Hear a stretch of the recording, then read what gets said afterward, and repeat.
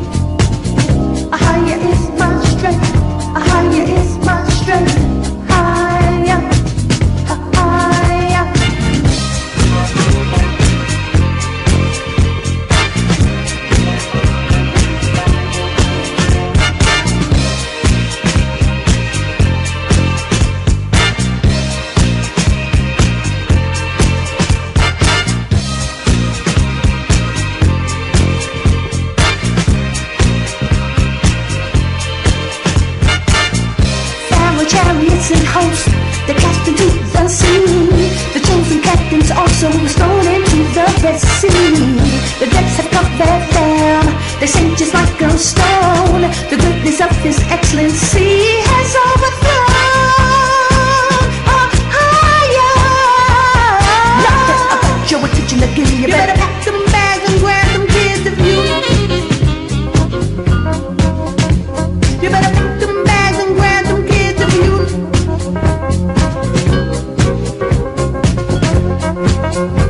You better pack them bags and grab them kids if you know what I know. Song of Moses, Song of Moses, Song of Moses, Song of Moses, Song of Moses, Song of Moses, Song of Moses, Song of Moses. You better. You better.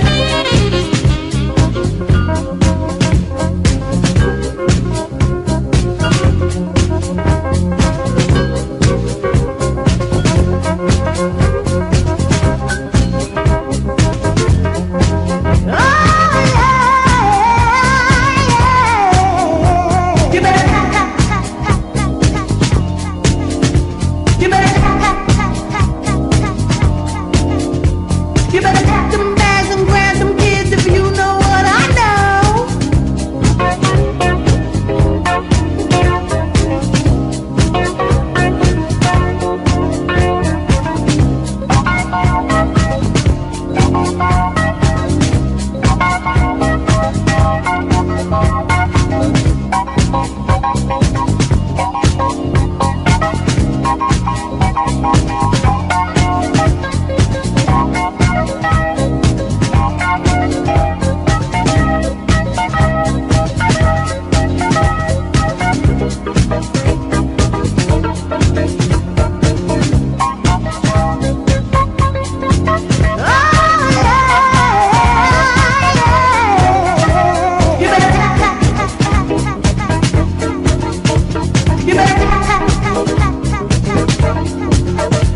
You better pack them bags and grab them kids if you know what I know.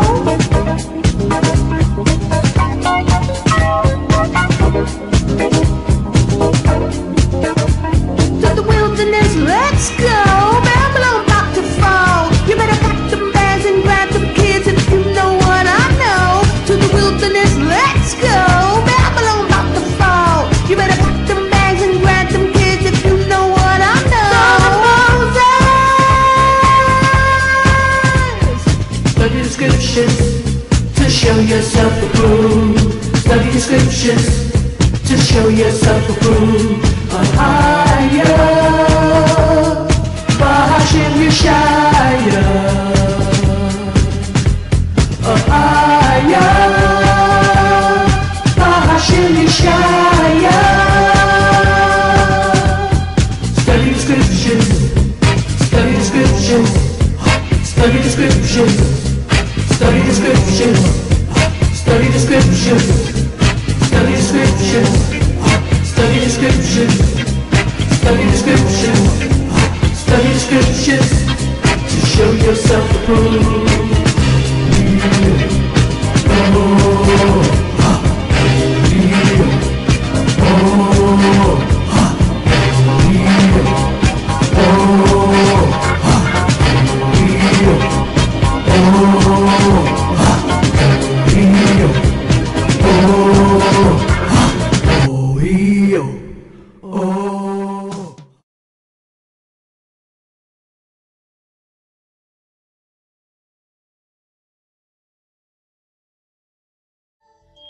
That's where it all started, yeah.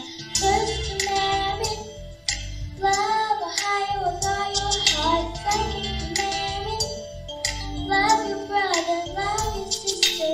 First commandment, love Ohio with all your heart. Second commandment, love your brother, love your sister. Love each other. Love each other. Love each other. Love each other. First commandment, love Ohio with all your heart. Second commandment, love your brother, love your sister. First commandment, love Ohio with all your heart. Second commandment, love a brother, love your love. 'Cause a multitude of sins, all you have to do is find it.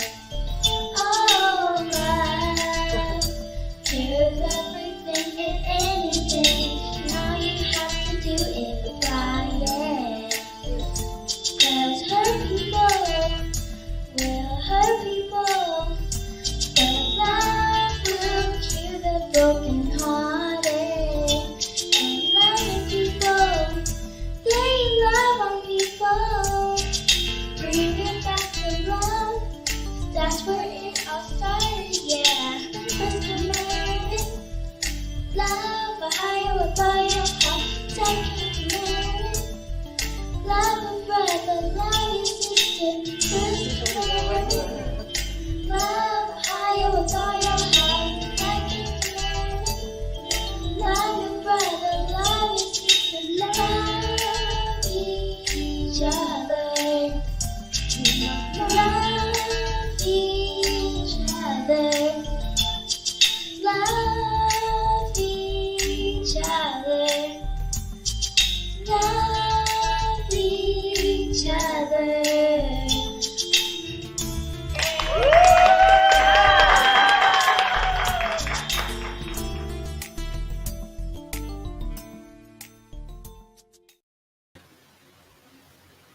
Shalom, praise Ahaya Bahashim Yeshaya.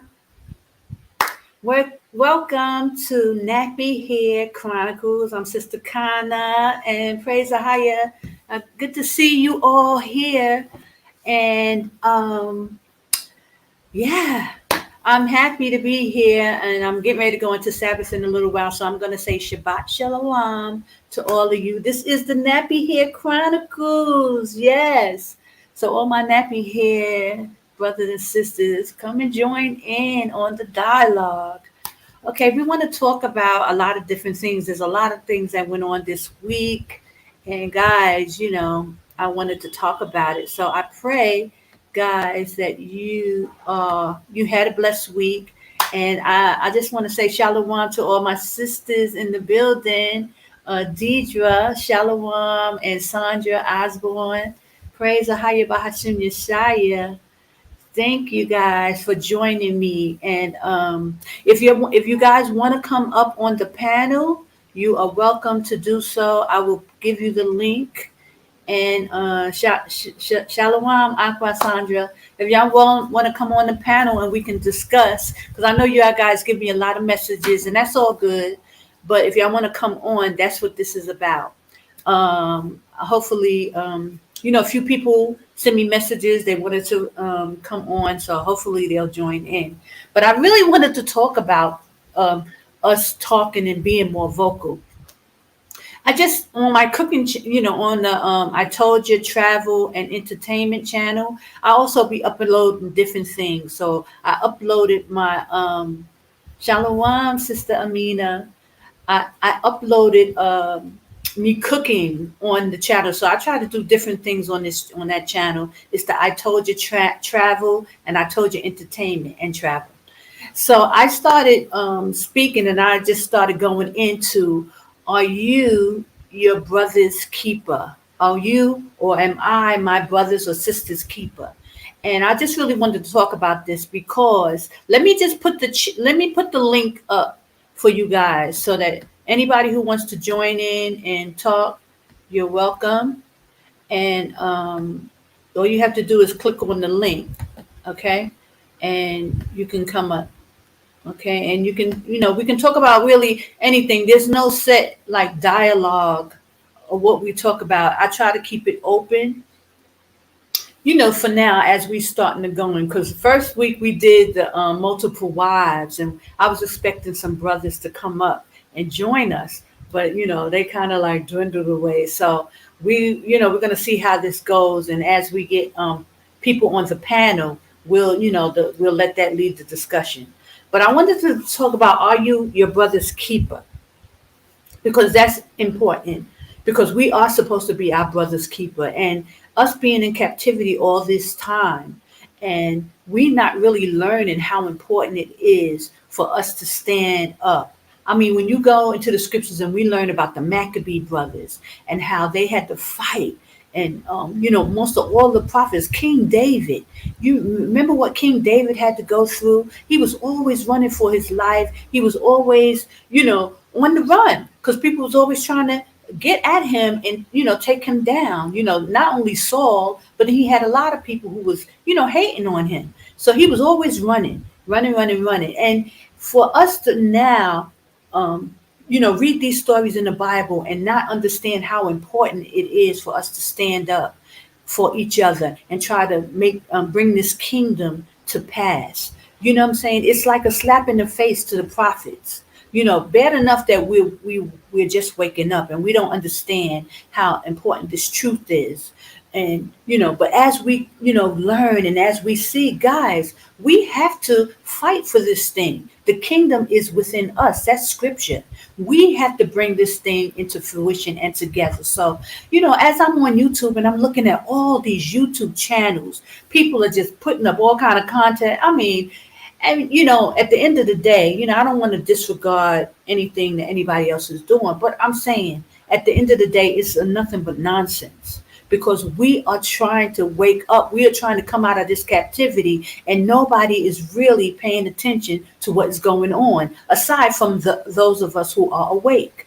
So I'm asking you, are you your brother's keeper? What are you willing to do to help our brothers and sisters get and snap out of this psychosis that they're in? There's 1,000,001 YouTube pages, and there's very little Israelites on the YouTube speaking and trying to wake up our people, speaking and telling them that there is a safe place.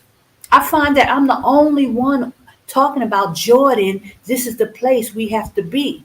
Did everybody see the sky is falling? I mean, like I just put up a video about $5 million worth of ammunition was brought by our government of different, agencies or whatever, right?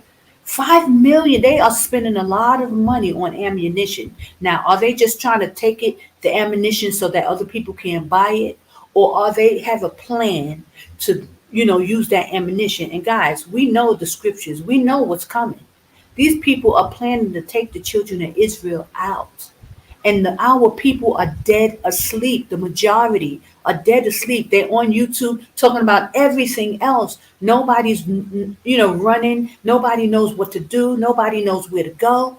So it's up to us, the ones who are awake. Now, guys, I'm here. I'm out of Babylon. So, I'm just going and going and going and going. But I can't do it all by myself, brothers and sisters. It has to come to a time that there is a concerted effort to talk and speak and wake these people up. The ceiling is falling and everybody can see it, but they don't know what to do. So, brother, this is what I wanted to put out there, for us right now. Let's talk about this because what are you willing to do? The Maccabee brothers, they died for this to make sure that kingdom was, our temple was back up, and David and Solomon and all the work that our forefathers put in for us to wake up now and really just sitting still and kind of like we don't know what to do. So I wanted to say, guys, we got to do more. We have to do more. Maybe we can put together. Now, I'm talking to my sisters because in the last couple of episodes of the Nappy Hair Chronicles, sisters have been chiming in, and we've been going hard because we see that there's an issue. Brothers they're not coming out of Babylon like they're supposed to. They're not. There's infiltration. This is what I'm telling y'all. It's infiltration, and they're not going to be able to do it. At some points, our sisters now, we're going to have to stand up and get out and stand together, form some kind of coalition, some type of committee, so where we can get some things done until our brothers start to show up. Something has to be done. And so that's what I wanted to kind of put it out there today. I mean, we all can see that something is terribly wrong. And I've been putting it out there for years that it's infiltration. But now sisters are starting to see like, okay, wait a minute. Nothing is moving, brothers and sisters. Nothing is going on. And so I'm here and I'm saying, guys, we can do it. We can do it. This is the place. We can prepare, but we have to start to organize. Okay? This is the time that we have to start to organize. So I just wanted to put it out there. Sisters and brothers are welcome to. I have been talking to some brothers. They send me messages. They tell me they're coming. They're busy. They're doing this and doing that. Praise the Hayya Bashim Shaya. But until then, let's move the process because things are not, things is not going to slow up. This is not going to stop. It's only getting worse. And I just want to get you guys' opinion. So let me hear what you got to say. I know Sister LaWanda should be coming in, but she did tell me that she sent me a message and she tried to call me. So I'm not sure, but I pray she makes it in. But so Shalom, sisters, and how do you feel? Shalom, Sister Amina. How are you, Sister Sandra? Akwaf, Deetra, praise the higher. How are you? Okay, welcome, Sister Amina. Okay, Sister Amina, the only thing is that you got to have your camera on. Everybody who comes Oh up, no, they I have their just camera got on. up. Okay, hold on, let me wrap my hair real quick and I'll come on. Okay, no worries. Praise the higher. So bless you, sister. And I know you. I seen you a lot from Facebook, and I think you do Instagram as well. Yeah. I do. Oh yeah. Praise the higher. So how's everything going for you? Rough, but I'm hoping that things will get better. Yeah, I know it's really rough, and a lot of our sisters are, they, we are women, so we worry. We see stuff happening, and we start like, wait a minute, something got to go. So all of us are seeing this thing coming to pass, and it's happening right before our eyes. So I thank you for joining us, and let me know when you're ready. Sorry about that. I did not know the rules and I was washing my hair and stuff. And Uh, Well, that's what like mine's the messes is Nappy Hair Chronicle. I just I'm learning how to because I keep my hair covered all the time, like all the time. And I'm saying like I gotta let my hair breathe a little bit.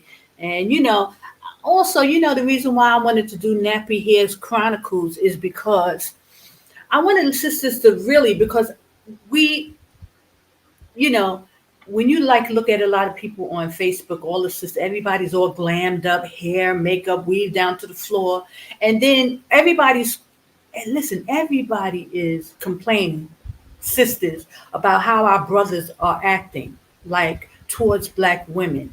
They either they're choosing other races, they're not going for sisters. A lot of sisters are still single, even though some sisters are getting married, and that's a blessing. But for the majority, sisters are complaining and brothers are complaining. They're saying, "Oh, you wearing weed? Oh, you wearing all this makeup? Oh, you wearing this? Oh, you wearing that?" And I just want to encourage our sisters that sisters, you do not have to be wearing all that weave, makeup, even braids are against the scriptures. We're not even supposed to be wearing braids in our hair. So we have to learn to do our hair and and engulf our beauty as what we have. That this is how the Most High made us, and we should not be ashamed. We should not be, feeling no way about it. Praise the Higher. We got some other people coming on. Guys, make sure you have your cameras on. Shalom, Sister Lawanda. How are you? I had to put my Shalom. I'm gonna drop off and come back in. Shalom, Ak, Ayel. Hi, Shalom from Britain. Say it again. Shalom from Britain.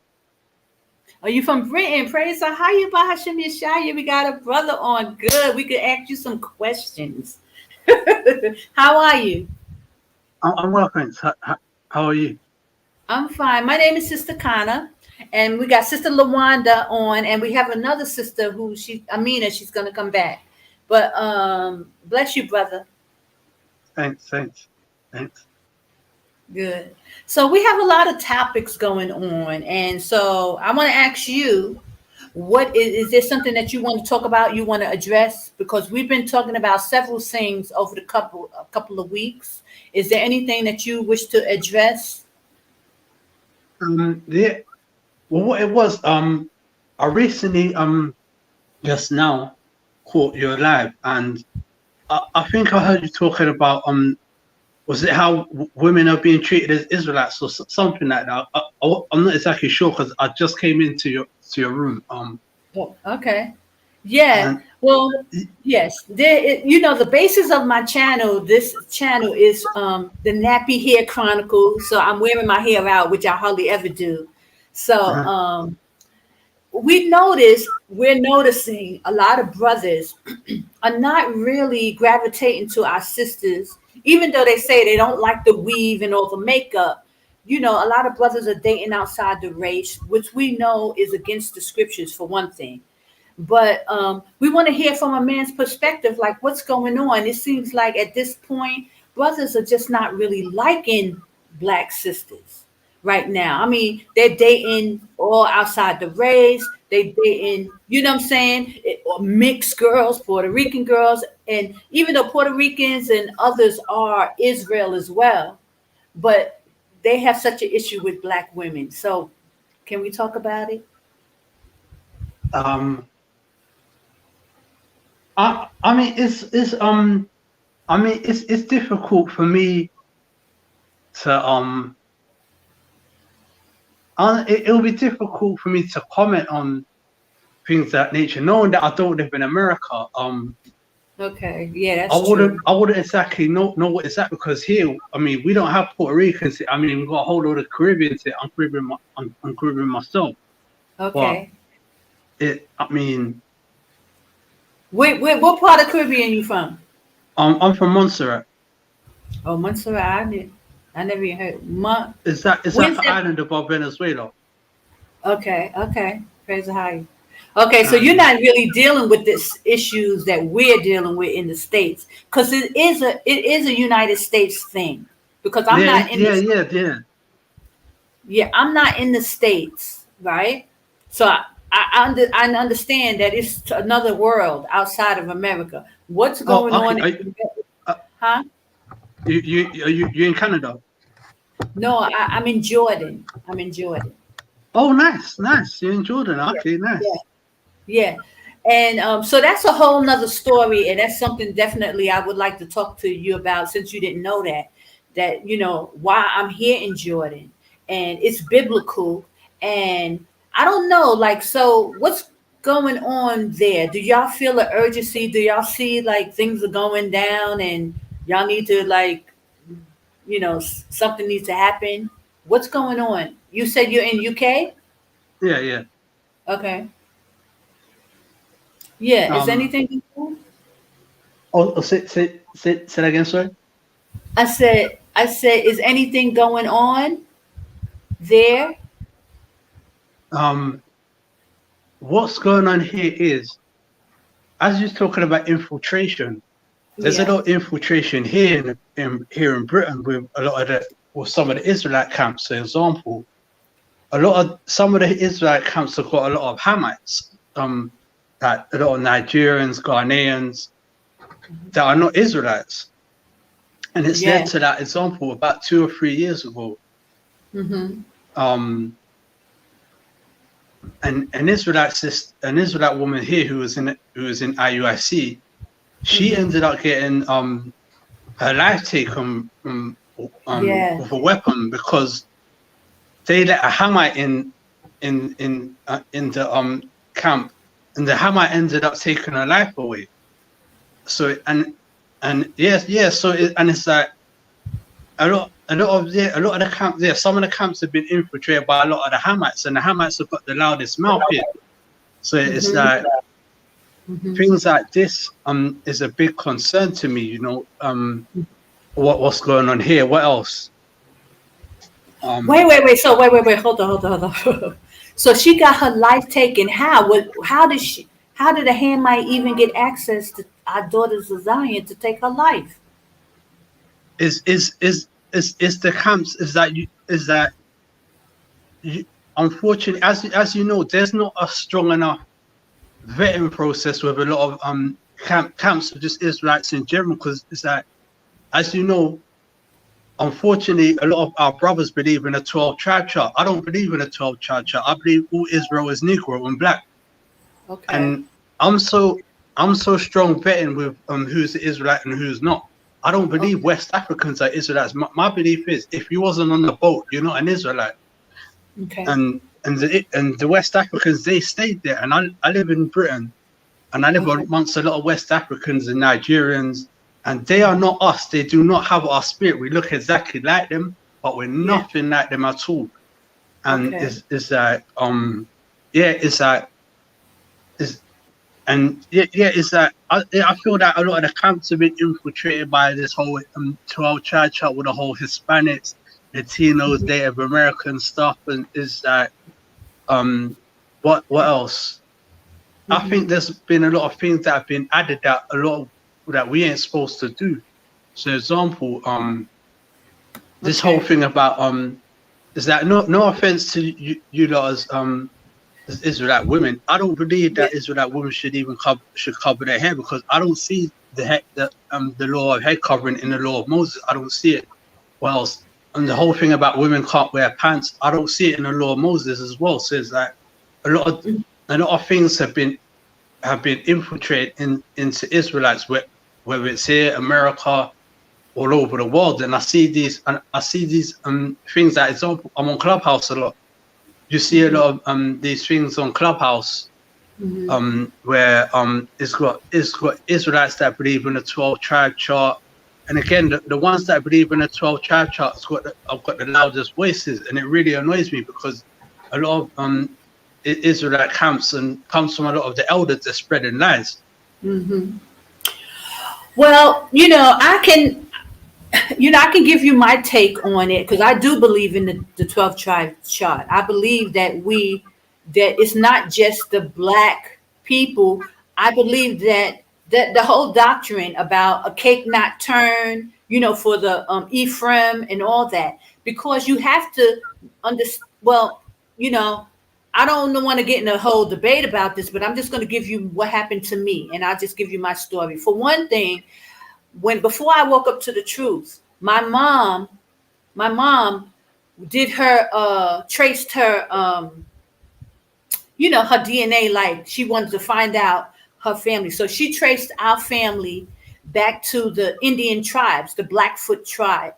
So we knew that before I even woke up to the truth, that we were from the Blackfoot, and they were from Canada, up in Canada, because my mom did that whole thing. My name is Chandra, and it's an Indian name. And that's for my grandmother. And a lot of Indians the other Indians, the ones that's over in India, have that name. Now, I don't know the coalition between the Indians in India and the Gadites that we call Gadites here in America that came to America. But what I do know, with that information that my mom and my sister did our tracing, and we of the Blackfoot tribe, which is, from the Gadites. Also, my name is Indian, for one, because my mother, my grandmother was of that lineage. And second, when I had come back to America, I left 15 years ago and came to Jordan. But it was a time the Most High called me back, and I went on to for the 4th of July to have a cookout with my sister. And we went to this, it was up in I don't remember exactly where it was, but it was somewhere far away. And there were people selling trinkets and things like this. And I ran across this little Indian guy. I thought he was Mexican. And I went over to him because I had saw the teaching for Elder Ricard. I saw the video he did on the 12 tribes. So I knew about the teaching at this point. So I saw the Mexican guy, and I went over to him to talk to him, and I find out that he was Indian. He was an Indian. And I asked him, I got to ask him, I don't know what made me remember, but I asked him, what's the name of your God? And he told me, Haya. He knew the name. He verified the name. And I believe that the Most High wanted me to know this because it was just so random. And Ricard was teaching on the name Ahaya. And we know that Ahaya is the I should be covering that too, covering the head. We know that the name Ahaya is the Indian people kept that name. They used to say Haya, Haya, Haya, Haya, Haya. They used to keep it. So we didn't understand what they were saying, but now that we understand that they were part of the 12 tribes, they were calling on the Most High the whole time. And so the name Ahaya is the name I am in the ancient Phoenician Hebrew. That's the name of the Most High, and it ties in. It makes sense.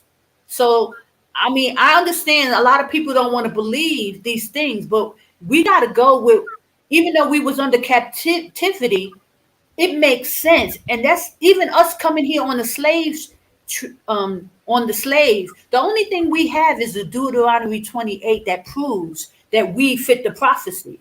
So we got to go with that common sense. Okay, we fit the prophecy. We came here on boats. We lost our identity. We don't know. That's how we know who we are. It's the same thing with the 12 tribe chart and the Gadites calling on Ahaya. When we didn't know what they were saying, but now we know that there's the name of the Most High, I am that I am. It means Ahaya. So, it's hard to to argue those points. The same way people argue with us, is saying that we're not even the Israelites spoken of in the Deuteronomy 28. The only thing we have is the prophecy. You understand? Mm-hmm. So that's just my take. I do, and that's the reason why I believe it, because of those Indians. They were calling on that name. And now we find out that I am that I am means Ahaya in Hebrew. You got to say, it makes sense. Although they may have called the same name, I still don't believe that they're Israelites. Because it's that, when you look at those people ethnically, their roots go back to Mongolia and Vietnam. I mean, and yeah, I remember reading something about how they took boat from Vietnam and Mongolia, and I think some of them took boat from to Russia to Alaska, then walked down into America, and then they went down to Mexico, then they populated the rest of the Americas. And I even saw a video one time showing that they got the same exact customs as the people in Vietnam as today. And Yeah, but what about the prophecy that the 10 tribes would come across on the boats? I mean, that's a prophecy that how they got to America. So you can't even negate that there was a people that came like from Syria or whatever, and came across that, the sea and came to America, and they were treated badly by the the Christopher Columbus and all those other people. They fit this whole story. The scenario fits. I mean, I'm here in Arizona, and I'm from the tribe of Cherokee Choctaw. And, Sister, speak up, because we could barely hear. Get closer to to the mic. I'm here. Can you hear me now? Yeah. I'm here in Arizona, and I'm from the tribe of Cherokee Choctaw. And there were two nations, Judah, Benjamin, and Levi were exiled into West Africa. And the other tribes from Israel, they were in captivity in Assyria. And then they left the Middle East and came across America. And they are us. They are the Aborigine people. When Christopher Columbus came here, we were already here as red Indians, as black and brown Indians. And Sister Kana is from the Blackfoot Nation, which she's right. They start from Canada, Quebec, all the way down, so that my nation, the Cherokee. But most American black people don't know their lineage. Edom did a very good job of killing them off when they came here and putting $5 Indians in our place. Mm-hmm. White Indians mixed with Asian and mix them all up and just kill our people off, most of our people. We were the original Indians here in America. We came from the Middle East. We were in captivity from the Assyrians. And we came across, we didn't go into Africa. We came across and came into America. And we are from the nation of all the tribes, and we are from Aztec and Inca as well. And Benjamin, Levi, and Judah went into Africa. They were exiled there, and they divided Africa and made the Middle East, which is Africa. And so yes, they did a very good job of trying to. And the brother is right. There are people in Indonesia, the Philippines, India. My husband was from Pakistan. He was not from. We were married for many years. He was not Hebrew, but he was from Elam. But he knew about my people over in Pakistan and India. And he said they're still there. They've practiced the laws for many, many centuries there. And it's also in Indonesia, also in the Philippines and Malaysia, our people.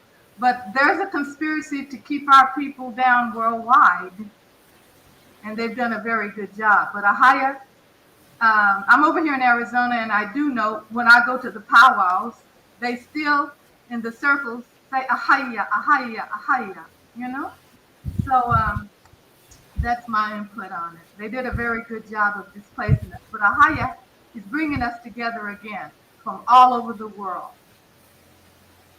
Praise Ahaya. But my response to what you're saying is a lot of this is coming from like the camps. and it's like, I'm hearing that a lot of the things like this has been taken from like the Book of Mormons or other things which I haven't seen any evidence for these things as well. Well, That a lot of excuse me, brother. I'm getting it from my ancestors, my grandfather and my father. This is handed down to me. Yes, the Book of Mormon has been hijacked by Edom. They control the Mormon church. But the Book of Mormon talks about our people, and they dismiss it. It talks about the Lamanites. They are our people here in America. They killed all of our people off, destroyed all the technologies that they had here. Great technology. It goes beyond Hebrewism. Our melanin culture goes into the cosmos, really.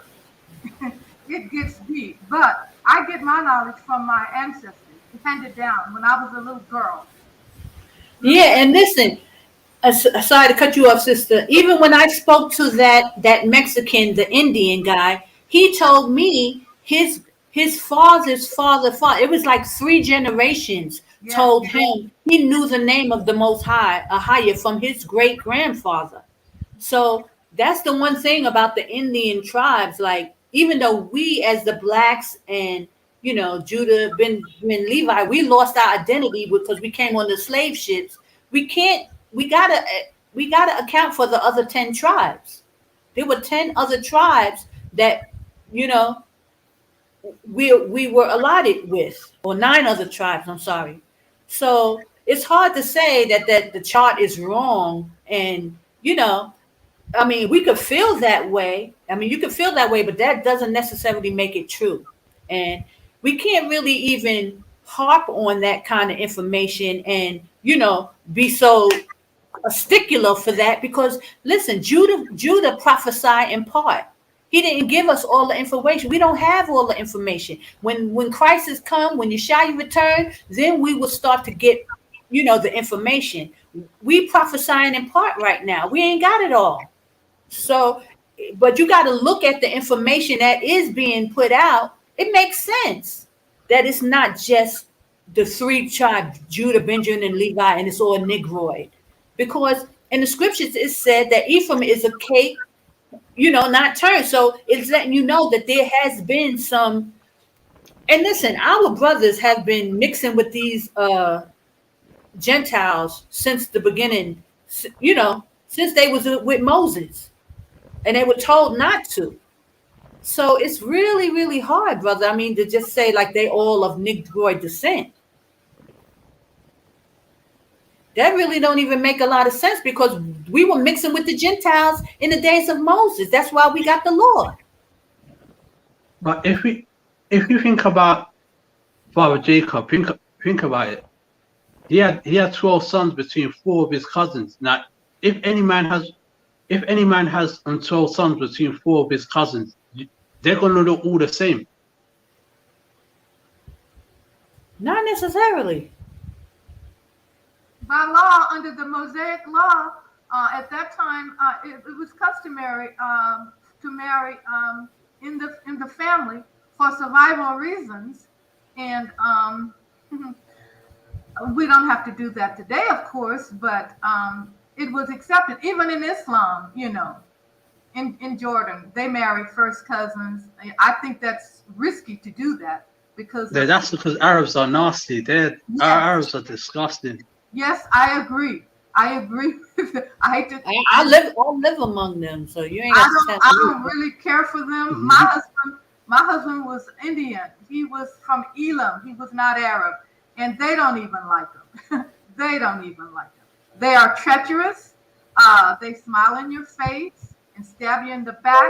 And the Quran tells the Muslim people you can lie to a Christian or a Jew and be justified. In business deals. Okay, hold on. Someone, let me put someone put up a chat, and I want to address this. So give me a second, guys. I'm gonna show it. He says, it's Sergeant Johnson. He says, I can't join your live, sis. However, first of all, why can't you join the live? And he said, why would you bother to suggest that there is a problem with brothers not dealing with black women if you think Israelite women come in all shades and colors? Okay, I will address that. It's not the point of, we're not talking about Israelites who don't know that they're Israel or not. We're moving that off the table. We're talking about Gentiles who know that they're Gentiles. Israelites, we lost our heritage, we lost our identities, but the other nations did not. So majority of these Gentiles, they know who their family line, they know they're not Israel, even if some of them try to pretend, like say, oh, I'm Gad, or oh, I'm this, they know. So that's what I'm talking about. I'm not talking about whether a sister is light skinned or not. Like the sister Amina, she's a lighter brown than I am, and also sister Lawanda is a lighter brown. That's not what we're talking about. We're talking about Gentiles, other nations. Our brothers are going with other nations, and it's a sin against Ahaya to do so, because that's why our forefathers, fought for Dana the way they did. You understand? So that's a whole two different arguments. I'm not talking about the shade of a sister, because that's not an issue. It's whether a person is a Gentile or not. If you want to, you can respond to that. You can come on a panel if you like, but that's what I'm talking about. Salakia says, before, excuse me, there was Go ahead. something that I wanted to ask you, or that I wanted to mention earlier before Sure. the other panelists came on, and I know it may seem off topic, but I know you had started, I wanted to address something you mentioned about Israelites being on a platform such as YouTube and not telling others that there's a safe place to go and things of that nature. And Right. I know that of the people that are out there, you are the only person that I see like frequently discussing this and coming to Jordan and things like that.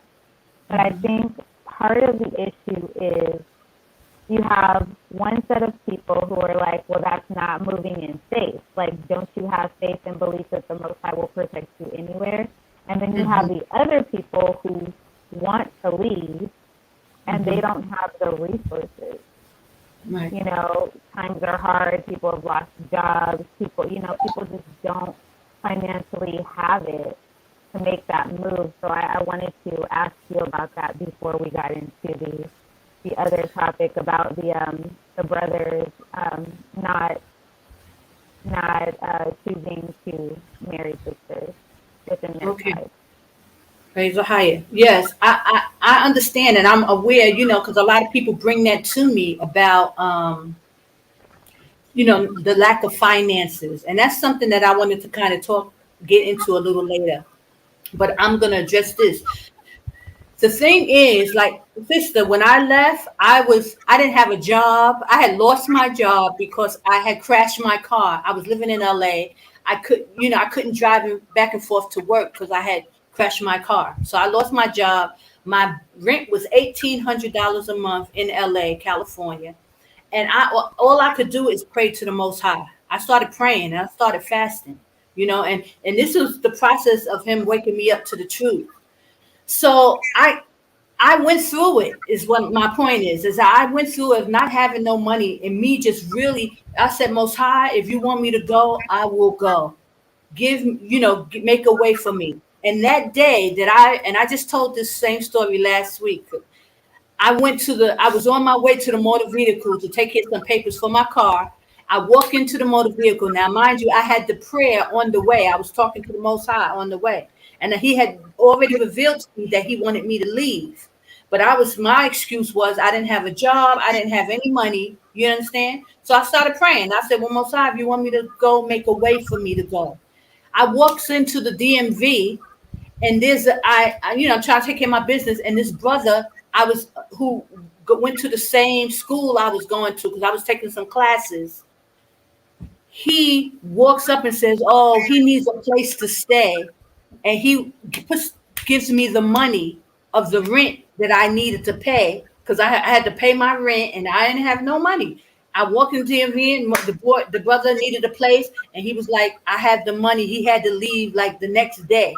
So he gave me the money for my rent. And from there, I just kept praying, and the money started coming. I was able to sell my car. I started, it just came, sis. This is my story. So when people give me these kind of excuses, I say, listen, we got to go to the Most High. And we have to really, because just to jump here, coming to Jordan, if you don't have that kind of faith and trust in the Most High, you're going to end up running back to Babylon anyway. You understand? Because when we come here, like when I came, I still being tried and tested the whole way. I'm being tried and tested. Even there's many times I would have, I didn't even think about going back to Babylon, but I'm saying I could have if I was not just operating in faith and walking and moving with the Most High. So it's a certain amount of faith you got to have. You got to have determination and knowing that you're going to trust the Most High and not knowing where you're going to, you're going to eat the next day sometimes. You understand? But it's that kind of faith. And listen, that's what he's requiring of us, to learn to come back to him and trust him, not just call on his name and saying, praise the higher, because anybody could do that. But when you have to come and step out and stand on him, like our forefathers did, like I was talking about David, how David was running from Saul, and only thing he could do is trust the Most High. You understand? Because the king, this man who was ruler, was trying to take him out. You understand? It's those kind of things, like the Maccabee brothers, all the Bible stories, let them come to life for you and realize how our people had to move and operate in order to have the favor. And the ones, and even looking, check this out, even the ones who didn't trust the Most High, who end up going against the Most High, look what happened to them, how things don't work out for you, how things, will everything be going wrong because you're not in line with the Most High. So that's where we have to start to, be. And I noticed that even though a lot of our people will say, oh, I trust the Most High, but do you really trust the Most High? Do you really trust him?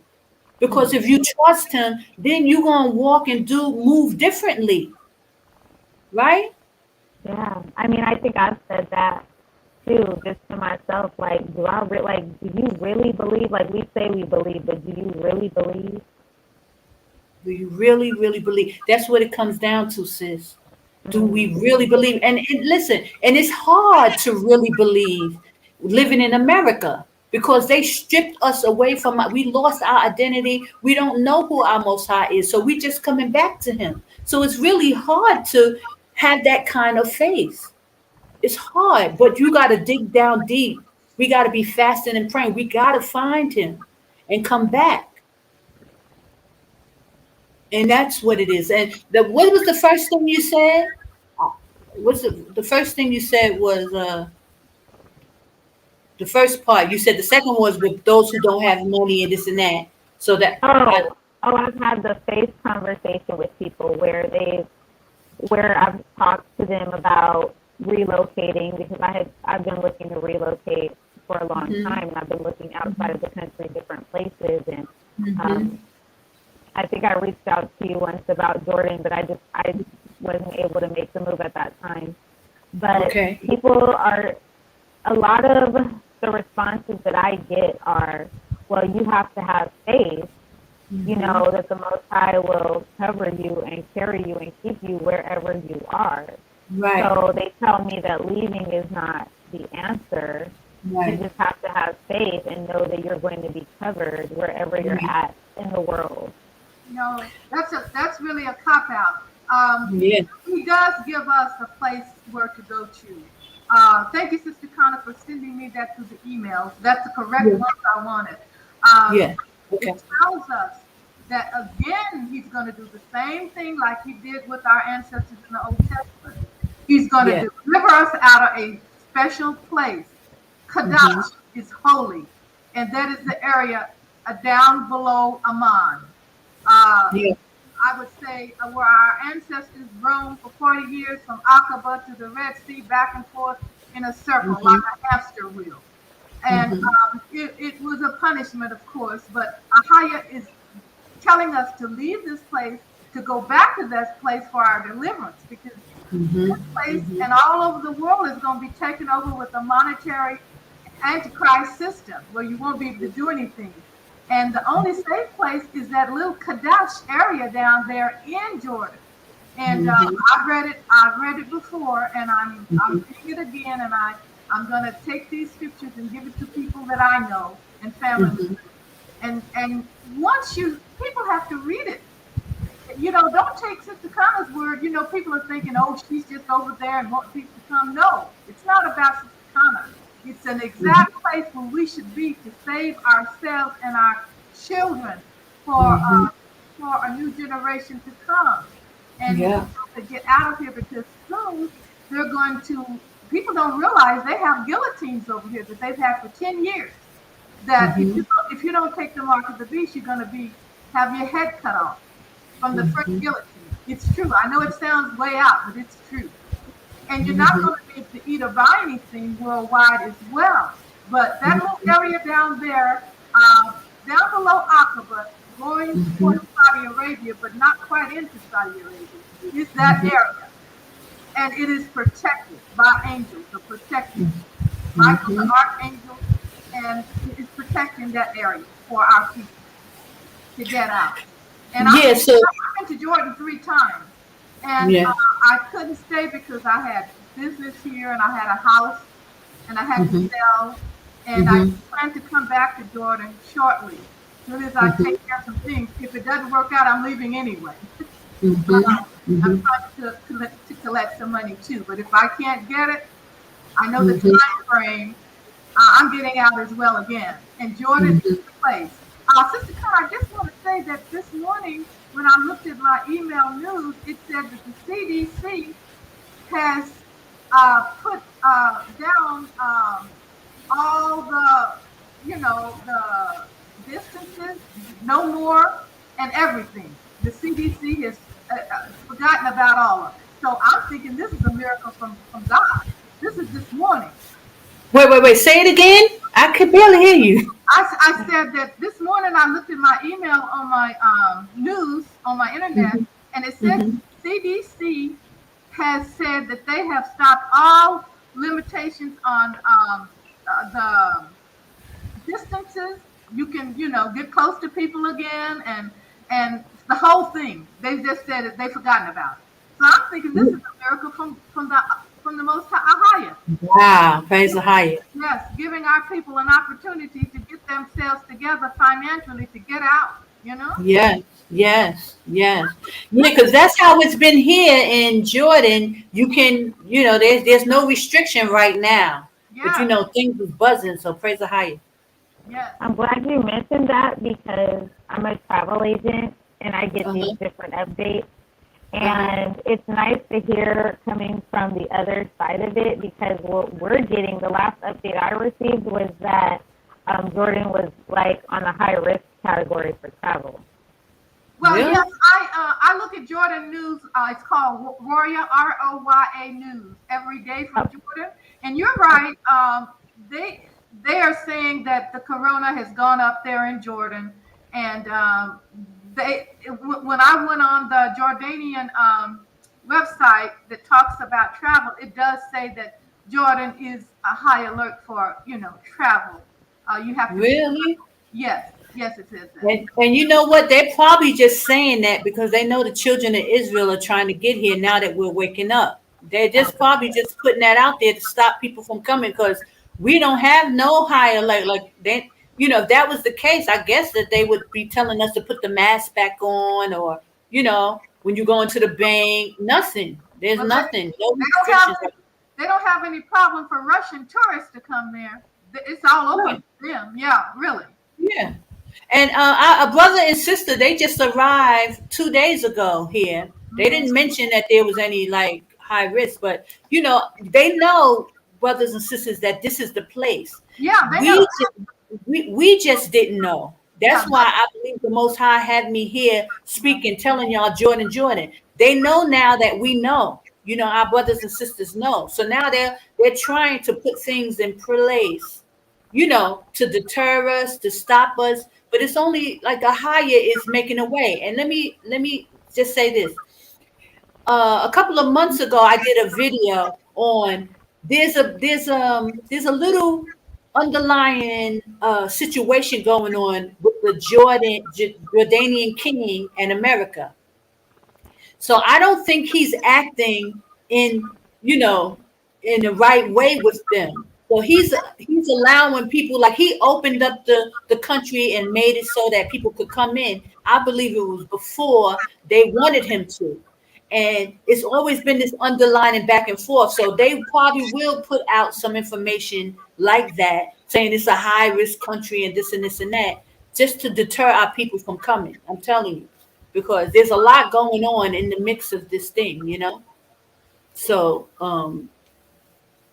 don't let that deter you. You can ask me because I'll be honest. Like when it closed, I was letting everybody know, y'all, the country closed.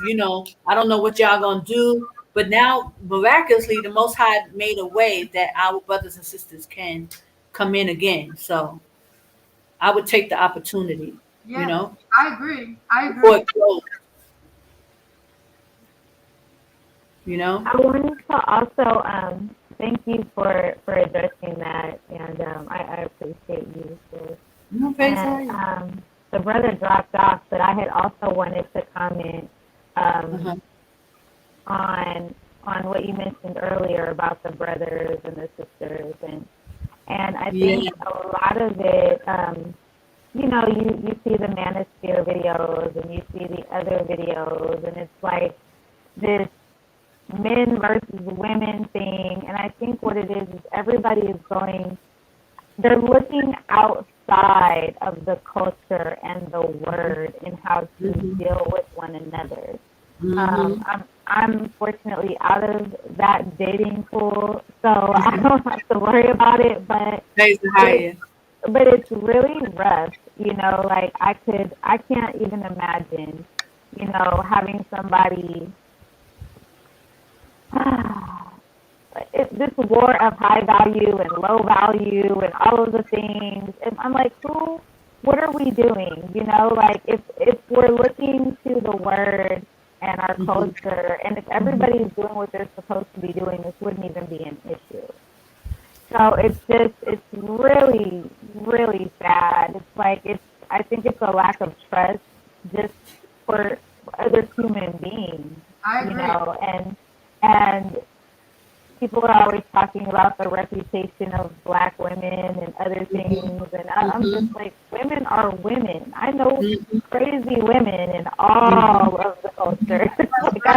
You see those people in public. You see them online. You see them everywhere.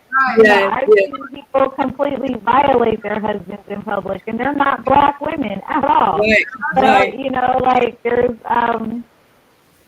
it's so complicated, and I just feel like if everybody just comes back to the Most High and does what they're supposed to do, you won't have to really worry about somebody being high value and low value and all this.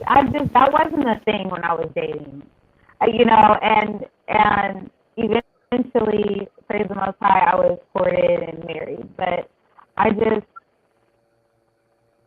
don't know. I just feel like we need to just get back to the basics, and brotherly love and loving the Most High above all and our neighbors as ourselves, and just getting to the basics of it. And I think we'll be fine. But there's always going to be the one-offs and the people, that aren't doing what they're supposed to do. So I'm not so sure that we'll ever fully get back to it before the return of Christ, but one can only hope. I agree with you, sister. Everything you said. Right.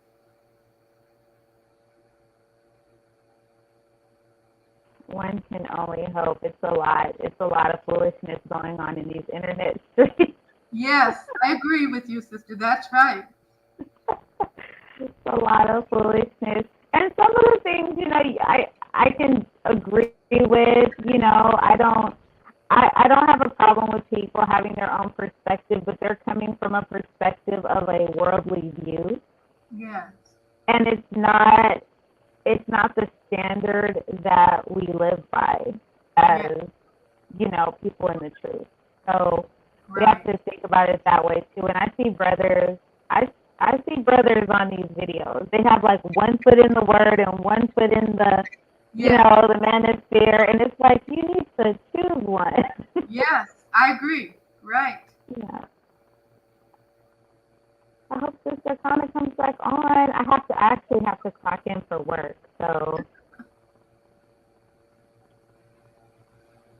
Where do you live? In what state do you live in? I'm in Vegas. In Vegas. I'm in Arizona. Yes. Mhm. Yeah. Yeah. This was such a I feel like it was a productive conversation. I wish the brother wouldn't have dropped off. I really wanted to see.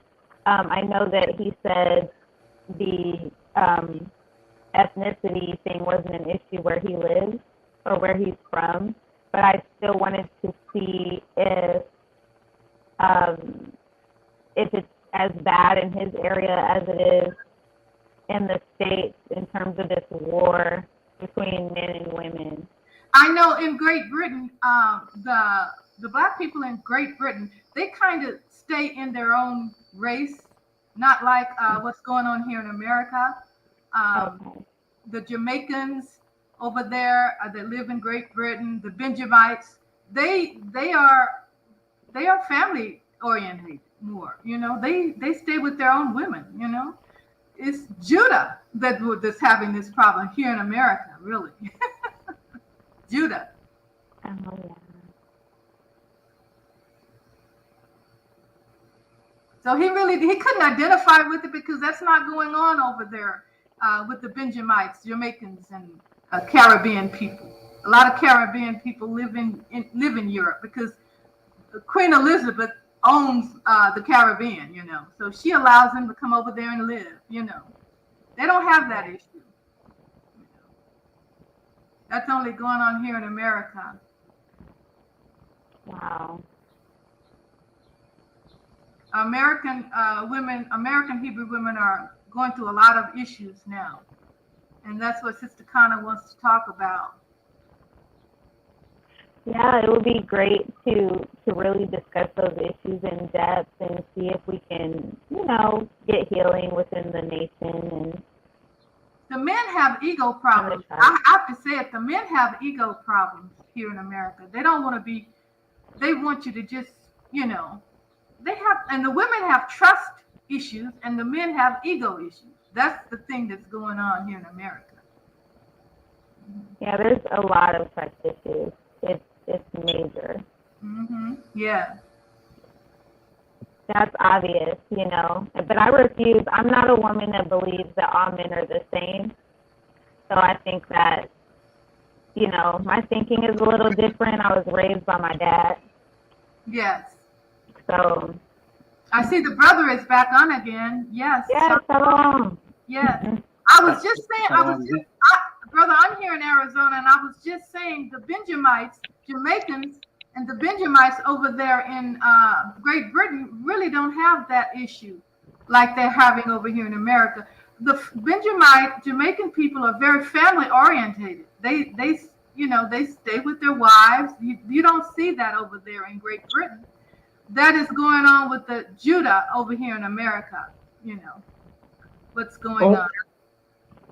Well, like I was saying earlier, I don't believe in the 12 tribe chart. I believe that when it comes to Israelites, we just don't know what tribe we are. But what we can say that we're Caribbean Israelites here. And when it comes to, I'm not Jamaican, but when it comes to Jamaica, Jamaica's there's a lot of different people. So, example, a lot of people would think that Jamaica's national dish is curry goat, but there's a lot of people in Jamaica that are vegan. So it's that.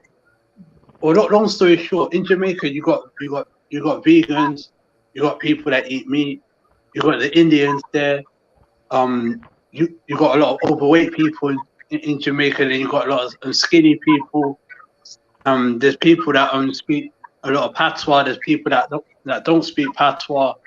So it's like like Jamaicans used to get married a lot in the past, but in this day and age, a lot of Jamaicans don't get married. So it's that people say that Jamaica changed within the last 40 to 20 years, and because a lot of 60 years ago Jamaica was very very British, but now Jamaica is more is very American.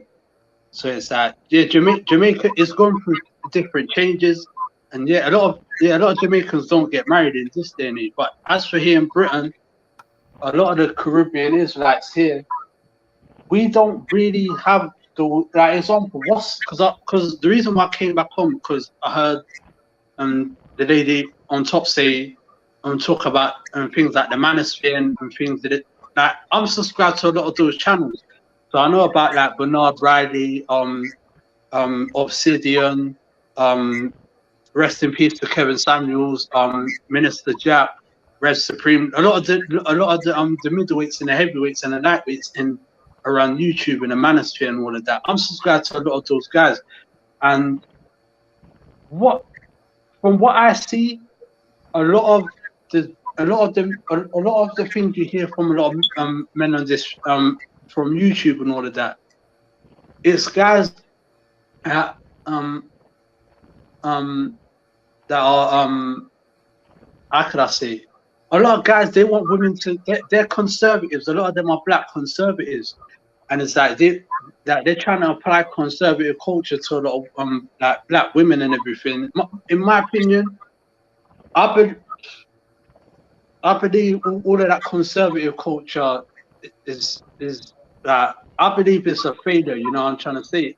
But myself personally, I don't subscribe to a lot of the things that I see on YouTube, like Manosphere and a lot of the black male YouTube. A lot of it I don't subscribe to. I don't how can I say, I don't apply it to me, because myself personally, I don't have a problem with getting women or anything like that. So it's like, yeah, I mean, but and here there's guys that complain, but the problem is not the women, you know what I'm trying to say?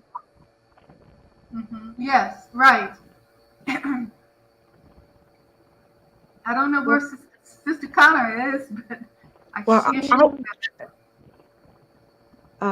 my name is Shondell Bathahaya, and what I would like to add is that African American women need to have more confidence in what they can do. A lot of men are attracted to women who are breadwinners, as well as they want a woman that can help support their efforts, you know, their mission. You know, we use the word submission in ways that maybe we shouldn't. Sometimes we should think of it as helping our brothers complete their mission. And being in a submissive position just means you're getting under the mission, and not to look at it in a negative way. And a lot of times we fail because we have negative attitudes toward the efforts of the leader of the house. I mean, if you choose someone as the leader, you're going to have to support at least some of their efforts. And the second thing that I'd like to bring to the table is that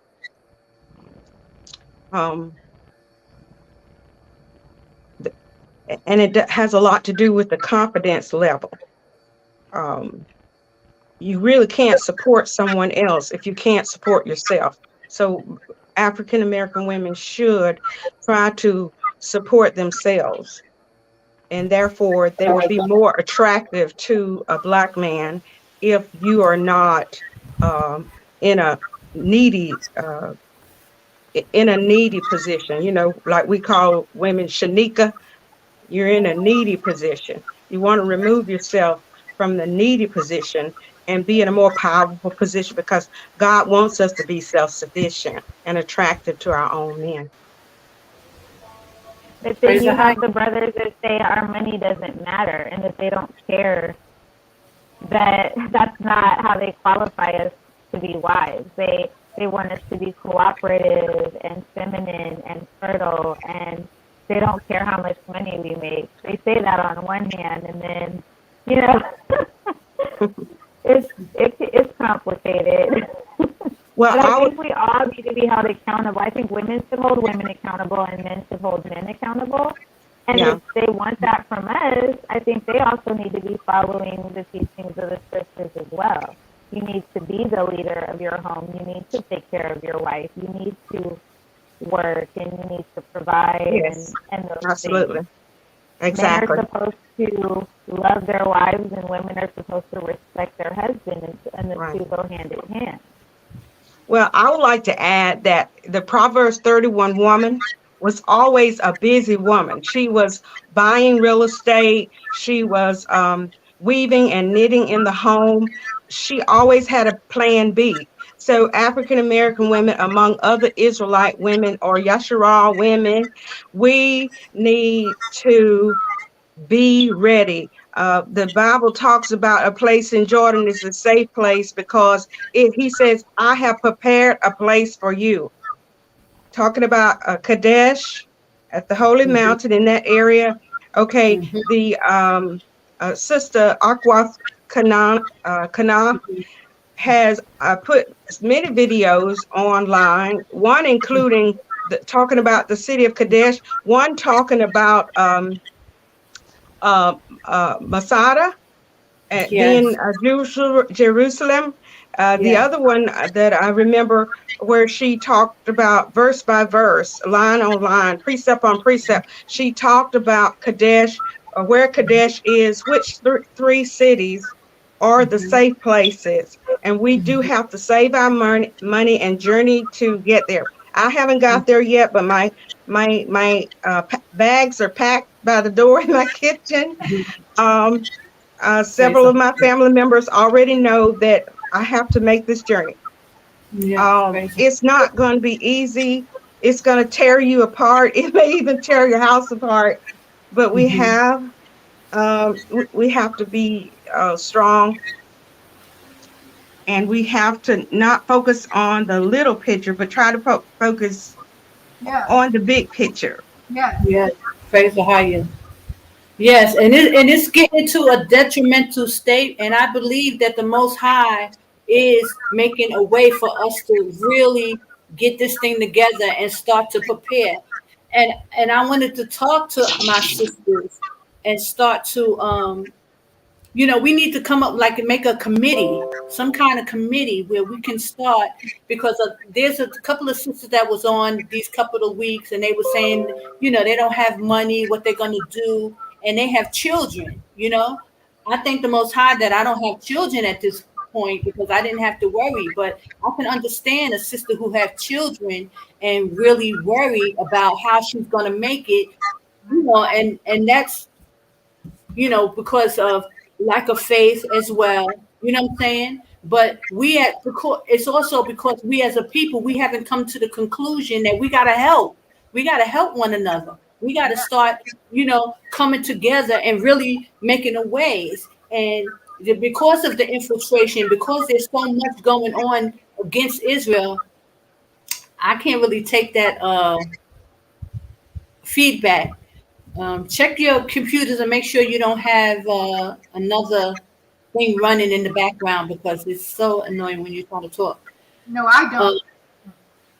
yeah, so when you trying to,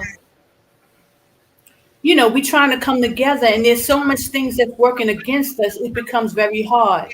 So I'm just urging like the daughters of Zion, even the men of the Most High. I wanted to put this out there today that if there's a brother out there who's listening, who understands the urgency of us coming out, and you hearing the plight of these sisters who have children, who don't know how they're gonna make it out, but they want to leave.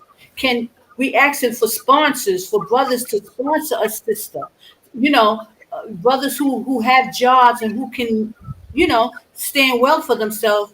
Help a sister out who has children, who's looking to get out of Babylon. That she can get an apartment here and she can at least feed her children for a couple of months. These are the things that the brothers, the men, are required to do for the widow, on the fatherless. You understand? We have to start coming to some resolution on how we're going to make this happen. Because sisters, I'm speaking to my sisters. You see, there's something going on with the men of the Most High that they're not making these moves. Something is going wrong. These brothers are not coming out like they should, and so it's going to be the sisters and really us elder sisters putting things together and putting provisions together to get our other sisters, the younger sisters with children who don't have money, who, I mean, we got to Well, figure something out. Yeah. Well, what I have been doing is saving my money. I went Okay. back to work. Mhm. I will be 62 this time next November. Praise And the I high. went You back look to work. I took a job at McDonald's. McDonald's Wow. is all over the world. They are one of the richest companies in the world, and they're on the Ethereum platform for the stock market if someone is interested in that. But Mhm. the work Yes. is hard for someone as Yes. old as I am, but Yes. you can't move, 5 grandchildren, a son-in-law, and a daughter if you don't have any money. So Right. we have to lead by example Mhm. and go to work, earn some money, keep our Yeah. mouth shut, keep a low profile, because I've been told many, many months ago to not be so assertive. But Yeah. we're at a time now where if someone don't speak up and stick their face out there and say, okay, thus say a higher. If Yes. someone don't stick out there and say, a higher, a share, a higher, who Yes. is my God? Okay. What Yes. did Moses say? Tell Yes. them I am. Okay. Yes. And I think it's really kind of funny because he says, well, Lord, what am I going to tell these Negroes when I get down to Egypt? Mhm. And the Lord tells Moses, he said, tell them I am. Tell That's them right. Ahia. Mhm. And another Mhm. thing, as I remember it, Mhm. Christopher Columbus, in a book that he wrote, said that when he came to America, he talked to the Indians. He asked them, he said, well, Mhm. what is the God you serve? And Mhm. the Indians told him Ahia. So they Mhm. knew Praise God. let me get my thoughts right. That's right. Mhm. That's Christopher Columbus knew Uh-huh. who he was coming to address. yeah, exactly. Exactly. He was looking for he was looking Yes. for the tribe of Israel. Yeah. Yes. Yeah. Us. He was looking for us. Listen. Wait. The brother. Uh,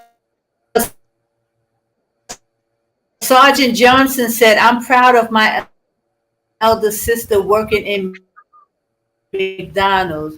I hope she." For you, sis, the message. I'm gonna start putting these things on the hold on. He said, did you see his message? Yeah, because there was a sister here. There's a sister here that was working in Burger King. Uh and then she worked at Burger King, a few of places, and she's the older sister too, doing what she had to do to to sustain here. You know what I'm saying? Praise the higher, you know? Well, during the pandemic, there were not a lot of open businesses to choose from. Right, And I right. knew that the time is short. In fact, we have a blue kachina. If you're Indian, you know about the blue kachina Yes. Yes. coming in here December of 2022. So Yes. that's another warning signal for us. Mm-hmm. There have been many signals, many warnings. It's Mm-hmm. time to make the move. Yes. And Yeah. we have to lead by example. I really Yes. can't say it any plainer than that. Yeah. Everyone is not going to listen to us because they feel that you're nothing, but God will Yep. take the nothings of the world, That's and right. he will make something beautiful out of us. Praise the higher. It doesn't matter who left you if a man didn't want you. It Right, just right. matters what's left over. Be proud That's of right. your beautiful self. Yeah, Be proud of what's left over, because once this world tear not out of you, you got to that's be right. proud of what's left over and thank God. It's a great day. It's a great Yeah. day to be alive. Yes, Yes, it is. I And to just have this truth and to have this information, knowing what we know. And Yes. listen, the main thing about it is Ahaya, he loves the daughters of Zion. He loves us. You know what I'm saying? And praise Ahaya. I'm a witness, you know what I'm saying? And I'm sure you're a witness too, sis, yes, because listen, he sent me out here. You understand? He must have love for the daughters of Zion. You know Yes, what I'm yes. saying?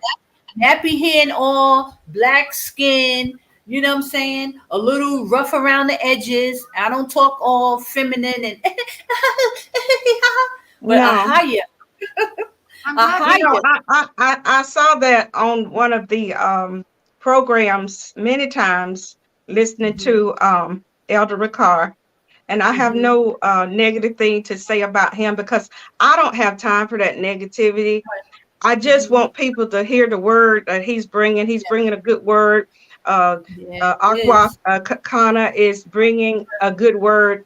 And we have to Mhm, be ever so thankful for the leaders that God have provided us, and not mhm, be so judgmental of who he mhm. brings, because he's going to choose who he wants to choose. He have been preparing us for a long time. Most of the people that know that they are chosen have Mhm, have known for since they were teenagers. They've known.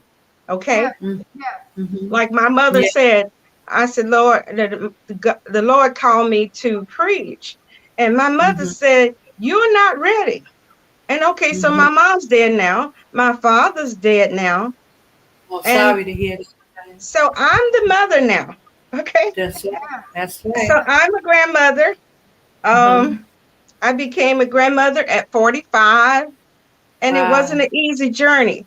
But I Yeah, promised yeah. my mother before she left this world that I would not allow anything to separate Mhm. me from the love of God. Right, That's right, all I have left, is what promise right. that I Praise the made Jesus. to her. But I made a bigger promise to the Most High God. Mm-hmm. When I was 13, I told Yeah. him that if he would allow my hair to grow long and beautiful, Mm-hmm. I would serve you. Mm-hmm. You see, we make a Wow. lot of promises when we are young. We didn't know who we were. Yes. If we would have known who we were, we probably wouldn't have made all those promises and made all those deals with God. Yes. But I want to show you all Mm, something. no. The little sister say, we're going to have I, Nappy Hair Chronicles. uh-huh. We should not be wearing a wig. I Uh-huh. know we have to wear a wig to go to work because we get to work on time like that. But I want to show you Mm-hmm. girls something. I've got All some right. moisturizer here. And I don't know Okay. if I can show you right quick what kind it is, but it's a moisturizer. It's just Okay. a regular conditioner. Okay. And all I do is moisturize my ends. Okay. Mm-hmm. Mm-hmm. Some people want to know how you keep your hair so long. Yeah, No, yeah. I don't even have time to show off my hair because I work all the time. But I Right, want right. somebody to know that Okay. the moisture that we put in Mm-hmm. our hair is Mm-hmm. what keeps our hair from breaking on the ends. I don't know if Right. anybody, I don't know if anybody can see this. Let me see if I I can can. see some of it. So you got the moisturizer in your hair now? I have the moisturizer in my hand. I don't know if you can see how I'm Okay. getting. I use a big pump, Uh-huh. and I put the moisturizer. I don't know if Wow. I'm not really able to show. I can't Yeah. hardly hold my cell phone, but I want to encourage our Black sisters that you can Yeah. grow long hair. Okay, this Yeah. is my Wow. Looks natural beautiful hair. too. It's about 17 to 18 inches in most places, except in the front where they cut my bang. Uh-huh. Wow, sis, it's beautiful. Well, I look like an old lady with all this. My daughter called me the Snow Queen. And is that gray? It looks like blonde or something, but it looks nice. Um, if Let you, me see. It, if all you, my, when you get 60, it's gonna turn some other color. You lose Okay. the color in your hair, but you don't lose Yeah. the density. You don't lose the let's see how you say that. Let's see, Miss Sandy can't hardly. If you're Actually, actually, it's hard for me to show. You know, it's hard to do this camera thing. I Somebody know. I can please do help the me. thing wrong Don't side, worry right? about, don't worry about the hair. If you're from Israel, if you're from the tribe of Israel, Gadites and Joseph, your hair is gonna grow. Don't worry about it. Just leave it Yeah. alone. So what we do every morning before I go to work. In fact, I have to leave here about 1 o'clock. So I was like, oh, thank God the program comes on at 10 a.m. Yeah. In Central Time, and it Yes, will be yes. like 11 a.m. Eastern Time. Uh-huh. And I know it's a different time in Jordan, Yeah, but yes. since this is Nappy Head Chronicles, I thought you wouldn't mind seeing No, what I know this. you see what I have to put out with. Yes. So I moisturize my hair and then I put my little wave cap on. I wear my wave cap all day. I put my wig on and I go to work. Sometimes I work 6 hours. Sometimes I work 7 hours.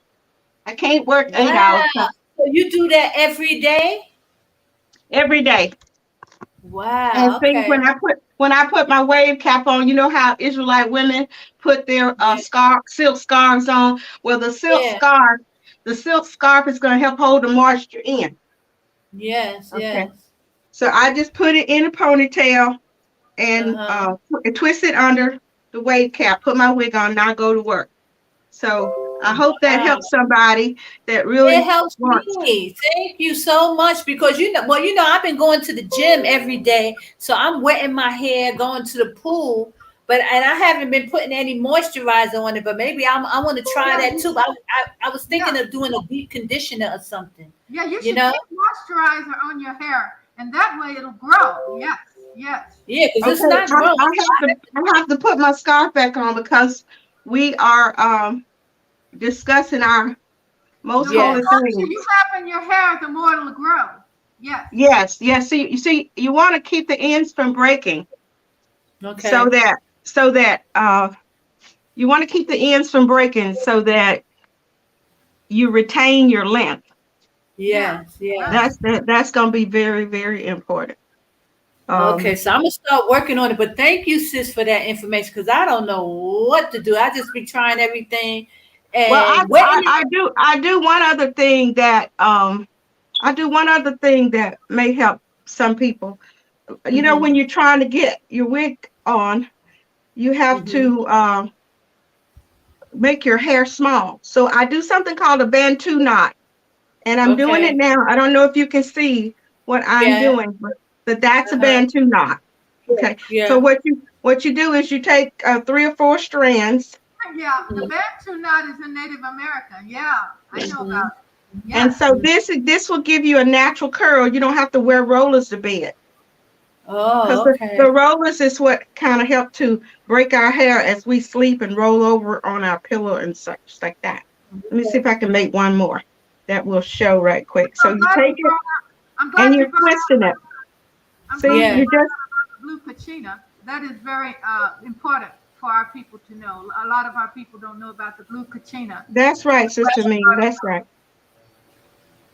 So you're twisting it, and then you take the ends. You see that? Let me see if I can turn. Yeah. Can anybody? Let's see I this can one. see it. Yes, Right, I see it. It's hard for me to figure out which way to turn my head. I'm not really used to this camera. Okay. Yeah. See that one now? Yes, yes. Okay, there we go. That's the little. That's the Bantu knot. So when you take it down, you're gonna have some curl. Can you see it already curled a little? Yes, Just a little. Okay. Yes. So that's what I do a lot of time is I do the Bantu knots and I'll let it stay like 2 days in a Bantu knot if I don't have time to redo my hair. Okay. So I'll show you how quick. So you keep your hair wet like most of the day. You keep your hair wet? I do it only in the mornings. I don't sleep with it wet because I don't like my pillow to get messed up. Okay. So it would have dried by nighttime. I do it in the morning, every morning. At night I do something different. I got some little droplets that I put in my hair, in the crown of my head, and it's made from oregano. Okay. Oregano. Really? You just boil the oregano and strain it, and you use that little juice in your hair, to stimulate Yeah. your scalp. Oregano is an excellent stimulator for your follicles. And also Oh, okay. rosemary oil. Rosemary oil. Right. Yeah. Yeah, rosemary oil is Wow. excellent. I take the fresh Oh, rosemary and put the fresh rosemary down in the olive oil, just a mhm. couple of stems of fresh rosemary down in the olive oil, and I Okay. cook with that. Mhm. And it's an Italian type olive oil when you do that, but Mhm. anybody can anyone Yeah. can use that method, you Olive know. oil is good for everything. Yeah, Yes, and the I love olive oil it. olive oil is good for my hair to Mhm. like moisturize it. It's like I would choose olive oil over any other oil because Yes. it has a lot of natural antioxidants in it that Mhm.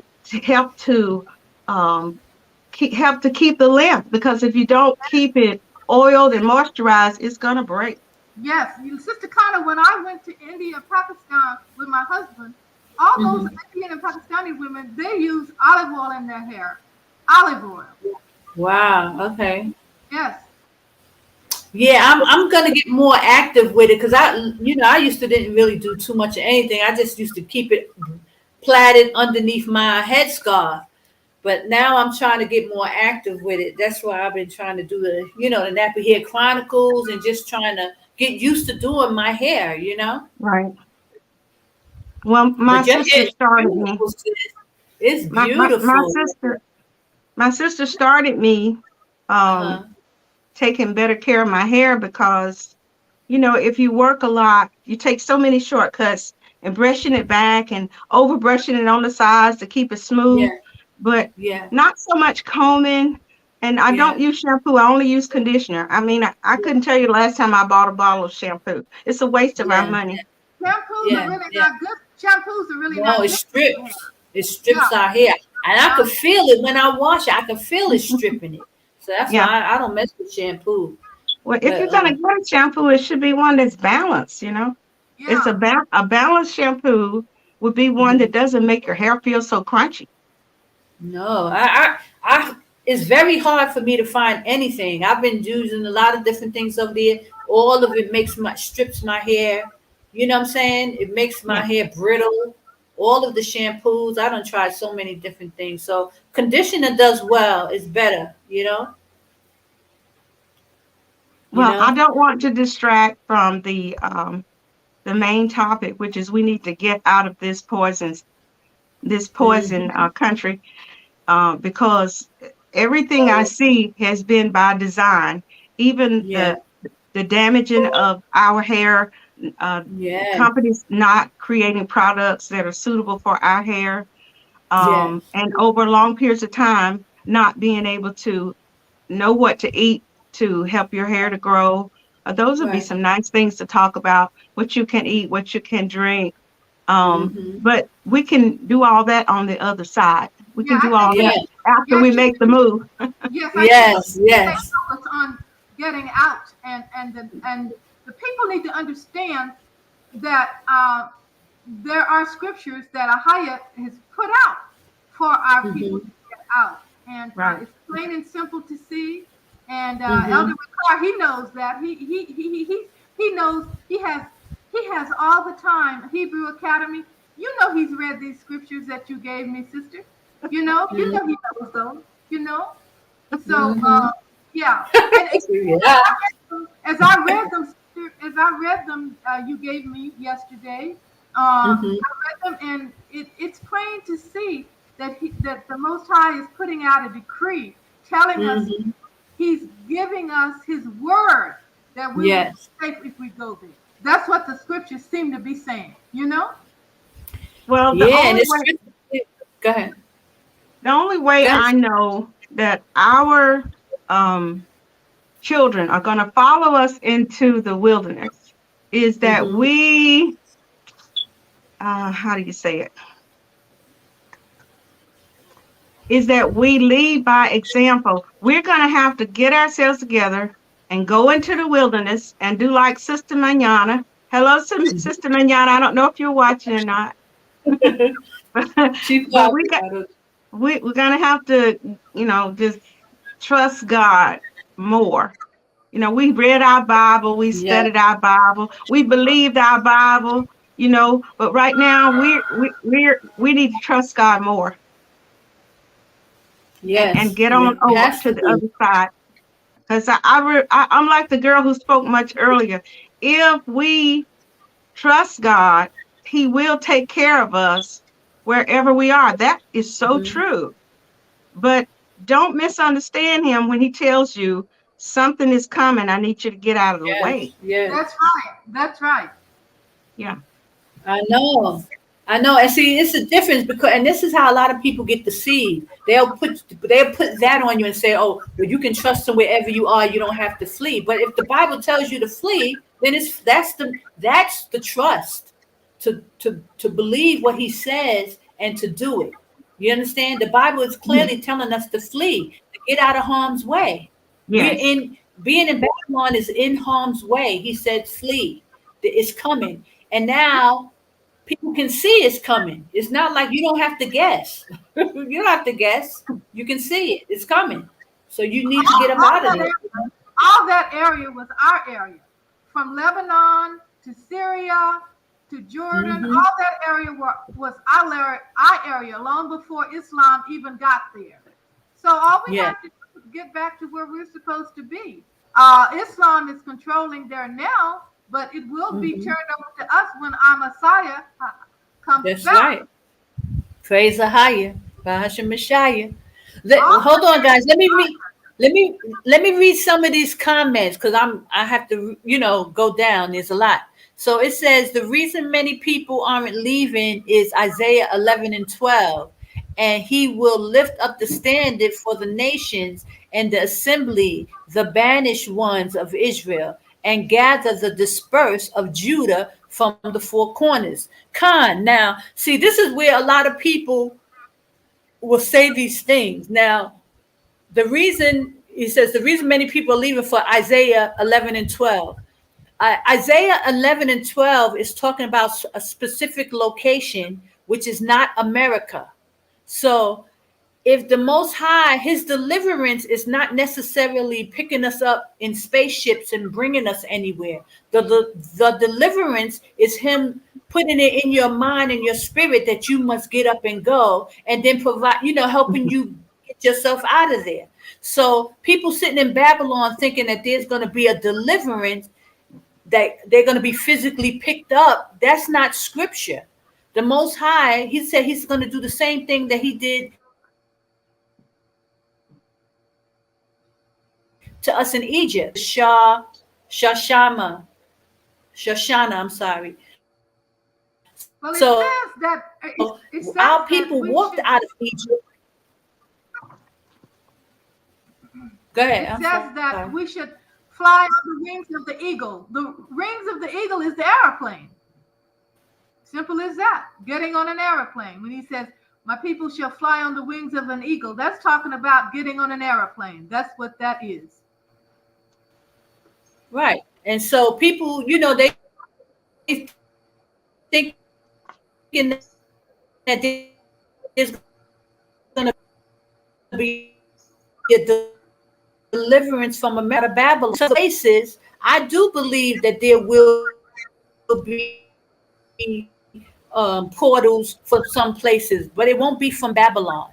And this is why we're focusing on Babylon. You must come out of Babylon, get out of harm's way, and it's best to get within the borders where you're going to be safe instead of having to worry about how you're going to get from point A to point B. Sister, I don't think You know, they've read. I don't think they've read the information. You put it yeah, out I don't think so either. Okay, hold on. It says, let me go to the next one. But that's for Sister Shashan. That is the deliverance, any kind of picking me up, beaming you up, from any portals. That's not going to happen from Babylon. He put out, it's like in the days of Egypt. They walked out of Egypt. It's in the Okay. scripture. Wait, the sister speaking truth. I am not sharing no man, period. I think she was talking about you, sis. Uh, how you say your name? Shannon Dow Shandal, name in Hebrew. Shandal Oh, Bathahaya. Shandell. Okay. Yeah, that's my first and middle name, my Hebrew name that I accepted after I graduated from the Hebrew Academy, and I had high marks. I got a Okay. letter from the Shandell. elder lawyer.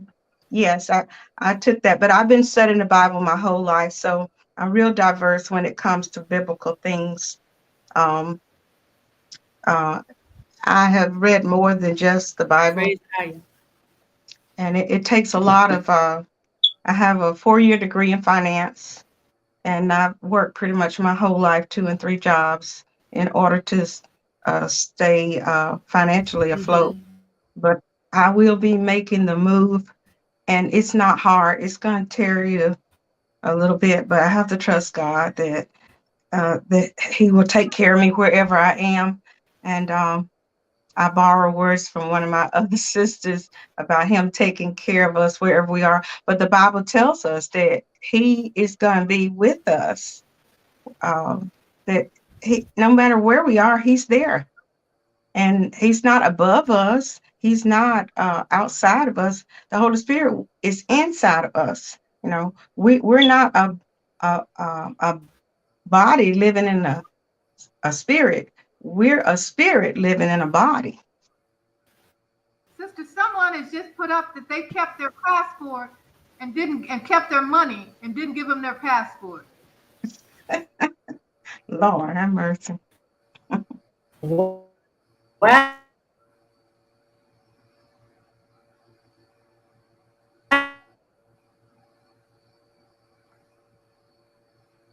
Wow. Okay, I'm trying to get to these.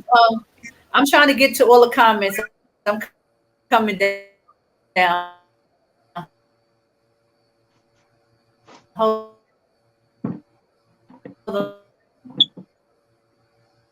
on.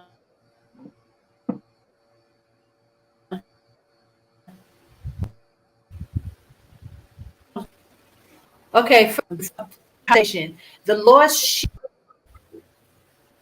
He says, oh, it's a brother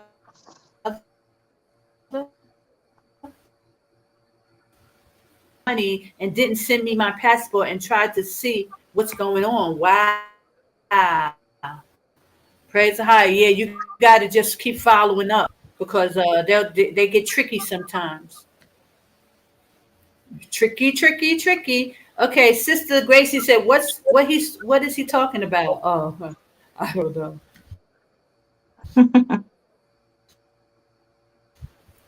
Uh, let's see. This need to start what you ain't gonna do when all Hades break loose. You are not going to have no protection. I heard about the protection situation, brother, but we ain't got no protection now. So I don't know what's the everybody's all of a sudden talking about no, we ain't gonna have no protection. We ain't gonna have no protection. Have you seen the news lately with all? So I don't know if if the brother is going to be protecting us, they should start protecting us now. What's the difference? We need protection now. I just think just being So there that's over there to is the enough. brother. That I guess that's a. If you can answer that, brother, that's why I've been on this big thing about brothers have to get in order. It's a very important thing for the men of the Most High to get in order, because how can you even say that you're going to protect us when you can't? You're not protecting the sisters now. Just like I was saying, this other sister the other day,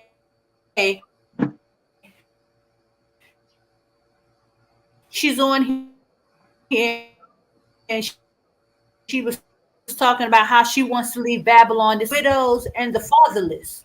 You know, supposed to come out of sisters who don't have no way. Even if you feel that you're not ready to go for whatever reason, but you see that there's sisters here who need help, they need to get out. Then brothers should be offering this kind of help to these sisters. Okay, let's put the infiltration off the table for a second. Okay, let's just move that off the table because you know I'm screaming it's infiltration. Just move that off the table. If brothers feel that they are protectors and they're worried about protecting the sisters, you know, there's a lot of sisters who need help, who need not protection right now, they just need help. So where is the protection going to come from if you can't even offer any kind of help or assistance to a sister? I mean, pick one. I wouldn't even waste. Pick 2 or 3. Pick 7 of them. I wouldn't waste time with that. I would just say, let the Most High be your husband, and let Him help you get out, and He will protect you in Kadash, because that's the holy place. Right. And if they want to stay over here and take the mark of the beast and go to the guillotine, because Satan is going to try to destroy, and he will destroy those that stay here. He will take them down. Okay, I'm just saying hypothetically because the brother is saying that women ain't gonna have no protection, and this is, you know, I'm just going off of his comment because I'm telling sisters, listen, get out of Babylon. We there ain't no time to be waiting for nobody to make no decision, and we can talk about that later once we in the wilderness of who's going to protect who.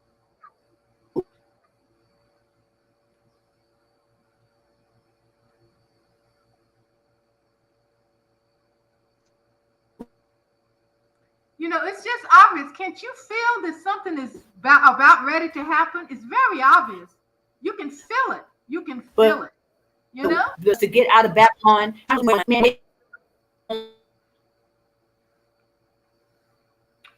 want to know about the sister. Let me know about this sister. I would like to travel with her whenever she wants to go. I would really like to. I don't know what state you're in, but I'm in Arizona. I would like to travel with you when you want to. Sister Mina? Yes. I'm talking to you. This is Shondell. Yes, I'm talking to you. What state are you in? I'm in Birmingham, Alabama, and I'm considering September the 6th. Okay, I'm in Arizona. I'm in Wilcox, Arizona, country area in Arizona. Let me give you a telephone number. Write this number down. Okay, hold on. We probably shouldn't be giving our phone numbers. No, don't do that, sis. Put it in there's a chat. There's a private chat. Click on that and you can put it there. Put your number in the chat, sister. Not the comments. It says private chat. I'll put a message now so you can see where the message will go. Okay, great. Thank you. You see it? I said hello. It should say private chat. Okay, I see something at the bottom say chat. Yes, that's it. And it says, Amina, I have to. Yeah. Just go to the bottom and it says chat. You can put it in there because there's only a few of us in there. Okay. It's about 5 of us, but there's 7 people watching. We need those other 2 people to thumbs up.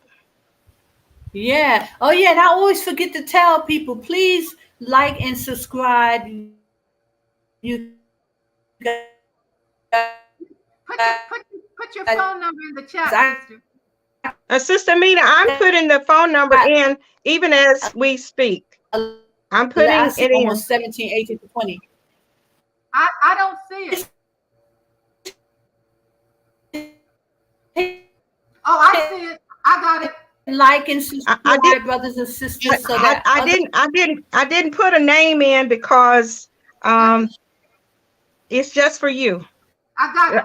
Thank Yeah, you, Sister sister. Con, I think Sister Connor already has the number. Thank you, sister. I will be contacting you. I appreciate that, Sister Mina. Talking about- Now I gotta figure out how to get back to our visual conversation. Let's Oh, see. I don't know how. But Okay, let me say this. okay, I got it. I got it now. I got it. I just Okay. X'd out, like it just works like a regular cell phone. So listen, LaWanda, Yes. she's talking about September 6th. She's talking about, and you said you coming from Alabama, sis? Yes, I want to be Can there you put that for in the all chat the. where you coming from? I'm coming from Birmingham, Alabama. I live in a little country in the suburbs called Homewood, Alabama. Okay. Nobody knows where Homewood is, so I always say Birmingham. I've heard of that place. My people are from Louisiana, so I know where that is. Okay. So I was thinking about taking that a flight out of Atlanta, but you know, I guess I could go where would you be flying from, Amina? Sister Okay. Amina. Arizona to Los Angeles, and then catch a flight to, what is that place, Sister Connor? Doha, or whatever. Doha, yeah. Yeah, Doha. Mhm. Well, from Atlanta, you just fly straight into Amman, Jordan. I think they have like one little stop in Turkey, but Turkey's getting to be kind of messy out here. Yeah, it sure is.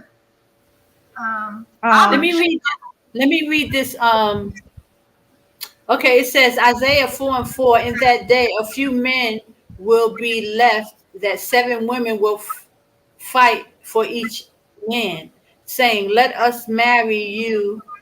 We will provide our own food and clothing. Only let us take your name." So we won.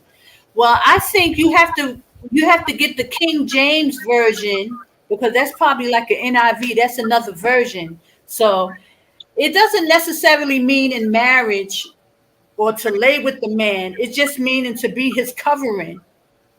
Well, But I have read some things from the NIV. I do not recommend that we even look at that. That's just a waste of Right. energy. Right. The NIV is not so that's to the lost sheep and found Israel. I mean, that's a Watchman Meek. You know, you should get you a King version. A King James version Bible. Absolutely. And we can discuss that 7 women to 1 man, brother, because that was last week and the week before we were talking about that. So if you would like to come on the panel, I know is that the one who said he couldn't come? But if you'd like to come on the panel and discuss that, there's something we need to discuss. But we really need brothers to step up to the plate even before we get to that situation, you know, because there's an issue going on, and I like to talk about this issue. It's like a lot of our brothers are going to seem to be destroyed. It's going to be very little men. And why is that going to happen? You understand? Because Well, I think it's about the leadership issue. We really have a problem with our men being followers and not leaders. They have been by design, of course, trained to be followers. So we have just a few leaders, but the leaders that we do have, we have to encourage them, try not to do anything to disencourage them, so that the leadership will be wanting to stay in place. Because right now in our group, GOCC, we have leadership trying to go out and do worldly things when we really need them to be in position to help the ones that are already chosen to make that move. Because if they have not been woken up by now, I really think Christ is only going to wake up the ones he want to wake up. Okay. I agree. I'm so sorry. So let me ask you, sister. So, in your opinion, what is the reason that they haven't come out of Babylon yet? Like the leadership It's because the leadership is not showing them the urgency. That's Like right. you coming on every Right. day this week with showing people, okay, they're killing your women. You can't make babies without women. We can't have a nation without women. Okay, so if you kill the women, the righteous women, like this Right. week you were on talking about the woman who had the 6 children, and they said in the news, I read the news article as well as I saw your video, but I had already Yeah. seen the news article and then I saw your video. I said, okay, so she's pointing her finger, she's saying, look, this is what they're doing to you. Yes. So the man killed his wife, he stabbed her 18 times. This was his wife. He got 7 children by her. There's no mistake. All those girls, 6 girls are his. But you know what? I pray that those 6 girls will reach the wilderness, that their cousin or uncle came on the news and he was talking about, you know, it just unheard of. So lots of people are being affected by the shots. The shots don't agree with everybody. That's as much as I can say about it. Other than the fact that we're seeing a lot of increase in crime among our people. Yes. It's by design. Just like Tuskegee syphilis. Remember Tuskegee syphilis? That was by design too. Yes, yes. This is not a coincidence that these women are dying like this. Come on, we have to, but nobody's even addressing it. Is the problem is, and we have all these brothers, nobody addressing this issue that these women are being killed. And then you want to turn around and say, oh, come back to the men, we're going to protect you. I'm like, well, you're not protecting us now. I've discovered that if I get protection, it's going to be from the Most High God higher. That's right. Because it's not going to come from your local boyfriend or your local husband. Those family members who have not chosen a higher, they don't have the capacity to make righteous decisions. Right. That's it. And a lot of people have chosen, they chose Satan already. They chose with God. You understand? They made the choice already. So this is what we're seeing. So that's what I'm talking about. We have to come out. You choosing Satan as long as you in alliance with the other God, as long as you choose to stay there. So how can you even talk about protecting me? Abraham had to leave his family. Lot had to leave his family. The same thing. Yes. Well, that's another thing we need to really press hard on, Sister Connor and Sister Amina, and my other sisters whose face I can't see. I'm trying. I'm sitting on some books and everything. We're not angry at you. No. Somebody help me get back on track. I'm getting old here. No. You said that's something else we need to concentrate on. You know, when you get a righteous thought, something always take it. Something about your family or something. Oh yeah, we have to lead by example. That's one thing. In order for them to follow us into the wilderness, we have to first go ourselves. Yeah. And then the other thing is the people who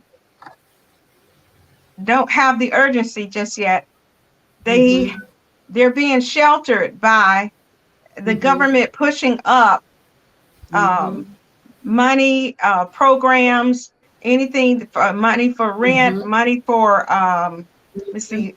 utility bills. Food They money. don't see the urgency yet because they got a nice little cushion. Yeah, that's it. They don't see the urgency. So now I remember, we have to push, us ladies, push and help people in this broadcast and other broadcasts understand the urgency of getting out of harm's way. Yes. Yes. That's what this is about. brothers and sisters, we have to come out, and we lead by example by standing up here and showing them that this is the place, this is what we're doing. You Everything needs know, to be the elder, homesteading, food. you yes, know we the have elder to do had it. we Go ahead. have to. We have to. The elder had a program on about soldiers, um, Hmm. what they call like robot type soldiers. Yes, yes, I saw it. Uh-huh. Okay, and so, but see, I've been know that I worked for the VA when I Hmm. was younger, Okay. and I've worked for 5 different federal agencies. Okay. So the Wow. soldiers do exist. Okay. But that is not something that's widely known. It's not widely talked about. Okay. We Hmm. have other technologies that are, they had a sighting here in Alabama, many sightings in Alabama where they had, Hmm. unidentified flying objects, what they call UFOs. Okay. Okay. But unidentified flying objects is not what it is. It's underfunded opportunities. Mm-hmm. Okay. Mm. Underfunded opportunities. Okay. And so we have flying machines that can go much faster than a regular airplane. Okay. Right. Hmm. We've been had supersonic, okay, airplanes. And people knew Hmm. about it. They took them off the market, they took them out the skies because it was just too much. Okay. Nobody can afford to fly on a plane that moves that fast. And then they have um, other type of flying machines that run by magnetic pulse. Say, for Hmm. example, in the wilderness where we are going to have what do you call those protective? Homes. Yeah, so Oh, uh, tent, homes without walls in the yeah. wilderness. Towns without walls. Yeah. Uh-huh. Towns without walls, and we're going to have some lights on at night. We can do it Yeah. by speaker batteries as well as magnets using the speakers out of the boom boom box that we African Americans love to hear. We're going to pull Yeah. our speakers out and connect them to some magnets and have some Hmm. free energy out there. Well, you know how to do it. You know You can go how. you can go online and look for how to create free energy, and they'll show you how to connect those. You know what the spark plug is in your lawnmower? Yeah. Okay, the spark plug, um, the spark plug in the lawnmower, the magnets and the speakers have to be connected in order to create light in your shelter there in the desert. Free energy. So we can have free water, free energy, no more power bill, no more water bill. Not that we care, but that's what has enslaved us, So these from bills. only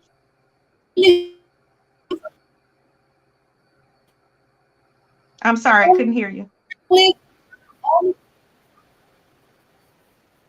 only battery from the lawnmower.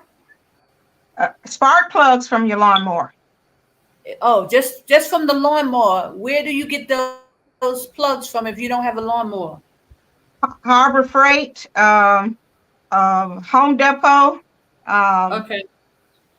well, Lowe's wouldn't be in your area, but you might have a Home Depot. Okay. And you're gonna need a little Okay. piece of I'll wood to start sit looking it on. into that Yes, look kind of into stuff. free energy, how to create free energy. Okay. And I'm telling you, we've got some Okay. Israelite men that can connect these. I have 60 hours in electrical engineering, so I know, I know, now I know why the Lord put me put I me know through all someone. that. I know someone right now, a Hebrew man in Michigan, uh, Okay, and he knows all about that. The only thing is, he kind of downplays religions. He's not into religions, but he knows how to do all that. He's saying that our people had this technology even before Edom came on the scene. So, Yes, we did. This world has been destroyed more than once, okay? yes, But yes, few people know that. They think this a new thing. This ain't no new thing. Okay, yeah, we have a God that is good and just. Okay. yes, yes. So yeah, I know someone like that. I know a friend like that. He lives up in Michigan. He's Hebrew. He's from us, but he's not into religions, and he's in religions. Hebrewism, Islam, and Christianity is all, you should get beyond that. And I'm not going along Yeah. with that, and Yeah. but he knows all about this. He knows about how to put batteries together. He said our people, there were civilizations here before Edom came on the scene, and they tore it all down. And he's saying that the pyramids were made by us, not by extraterrestrials, not by, he knows a lot, but Well, my sister always had me laughing. She said that, there's no Edomite that would stand out in the sun long enough to build anything. in fact, I believe that's what the Blue Kachina is about. The sun is getting hotter and hotter, and I think that's going to be elimination of Edom. I think that's Mother Nature is getting away with Edom for all the damage they've done on this earth. Sister Amina, we can only see the top of your head. Is there any way you can adjust your camera down a little bit? I've adjusted down as far as it can go. And Oh, okay. That's better. That's better. I can at least see your eyes now. Yes, I'm sitting on some boxes. So so this brother is saying that he said we had all that technology before. Yes. We invented the refrigerator, the electric, and all that. And Yes. there's judgment for what they did to our ancestry, our knowledge, and we are connected with nature. Yes. Somehow we are connected with nature. And this I'm so excited that you encouraged me to come online, because when you said we have to stand up and put ourselves out there a little bit so that others can know what's really going on. Yes, that's what the Most High has told me too. Said I have to, the knowledge that I know, I've got to share this and not be afraid, Right. Yes. What tribe are you from, sister? Being down there in Alabama, I think you're a Seminole, right? No, I'm from the tribe of Yahweh. Yes, we are, but we are. When he put us here, we did have tribes. We did have. Oh, you're talking about my Indian tribe. Okay, I have heard my mother say that. I have heard my mother say that we're Cherokee. Now, she said that before she died, but I feel you are. I feel you are. And I've heard some of those guys in Israel say that all the 5 civilized tribes are Hebrews. So that much we do know. Yeah. Yes. That much is true. We're not $5 Indians. No, we're not. I feel you. Raise a higher. I feel you're Cherokee. I feel you're Cherokee like me. My family are from the Bayou down there in Louisiana. My father. Well, the tribe is called Cherokee. Yes. The correct word is Cherokee. Cherokee, yes, that is the correct word. Okay. But anyway, I felt like you might have been Cherokee, being from Alabama, because the Cherokee Nation is very broad. Chickasaw, Cherokee, and there's another one from South Alabama. Yes, but most of the Cherokee are in northeast Alabama. Yes. Southwest South Carolina. Now, my grandmother is from South Carolina, so I would guess that I do have Cherokee roots on my grandmother's side. Carolina, you're a Cherokee Nation. If you're from Alabama, you're a Cherokee Nation.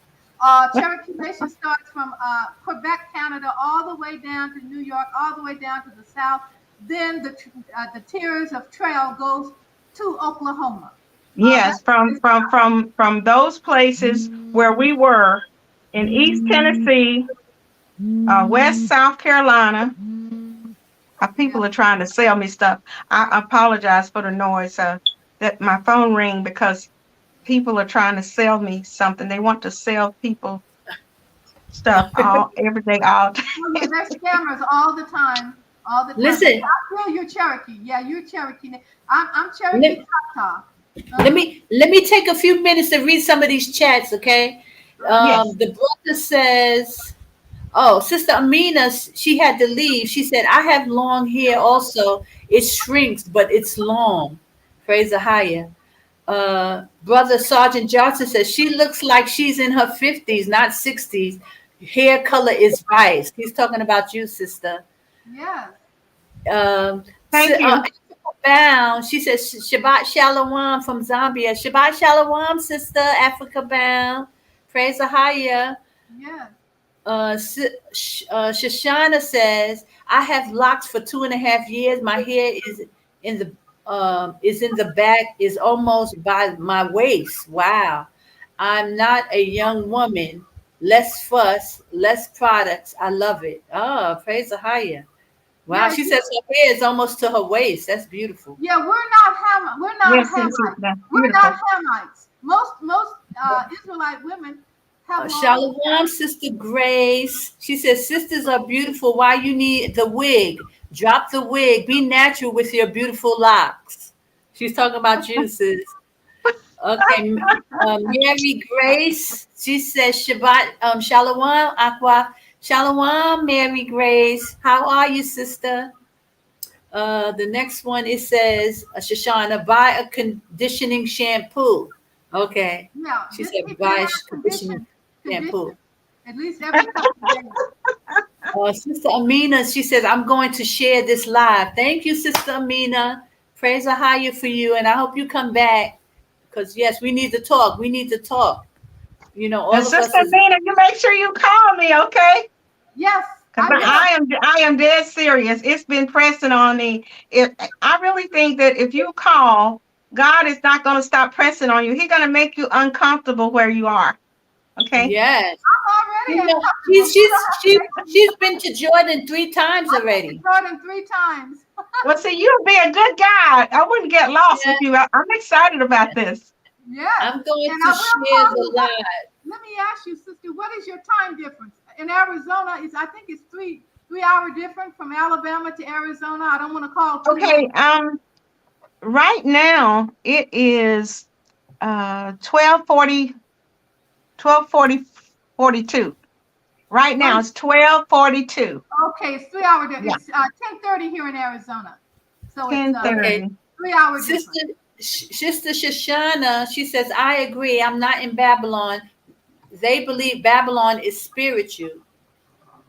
That they have to reject the Babylon system, and Ahaya will bring them out no matter what, where they are.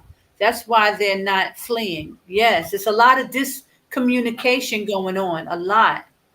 You know, a lot of people don't know because they're not reading the scriptures like they need to. They need to read the scriptures. If they would read the scriptures, it's right there plain. Even a child can see that. What the Yes, Most High yes. said, you know? She said, I missed the scriptures from Mary Grace. Okay, that was Sister Amina. I don't know what scriptures. Oh, here, Mary Grace. She put, sisters, what about Ezekiel 36, 22 to 24? Let's read it.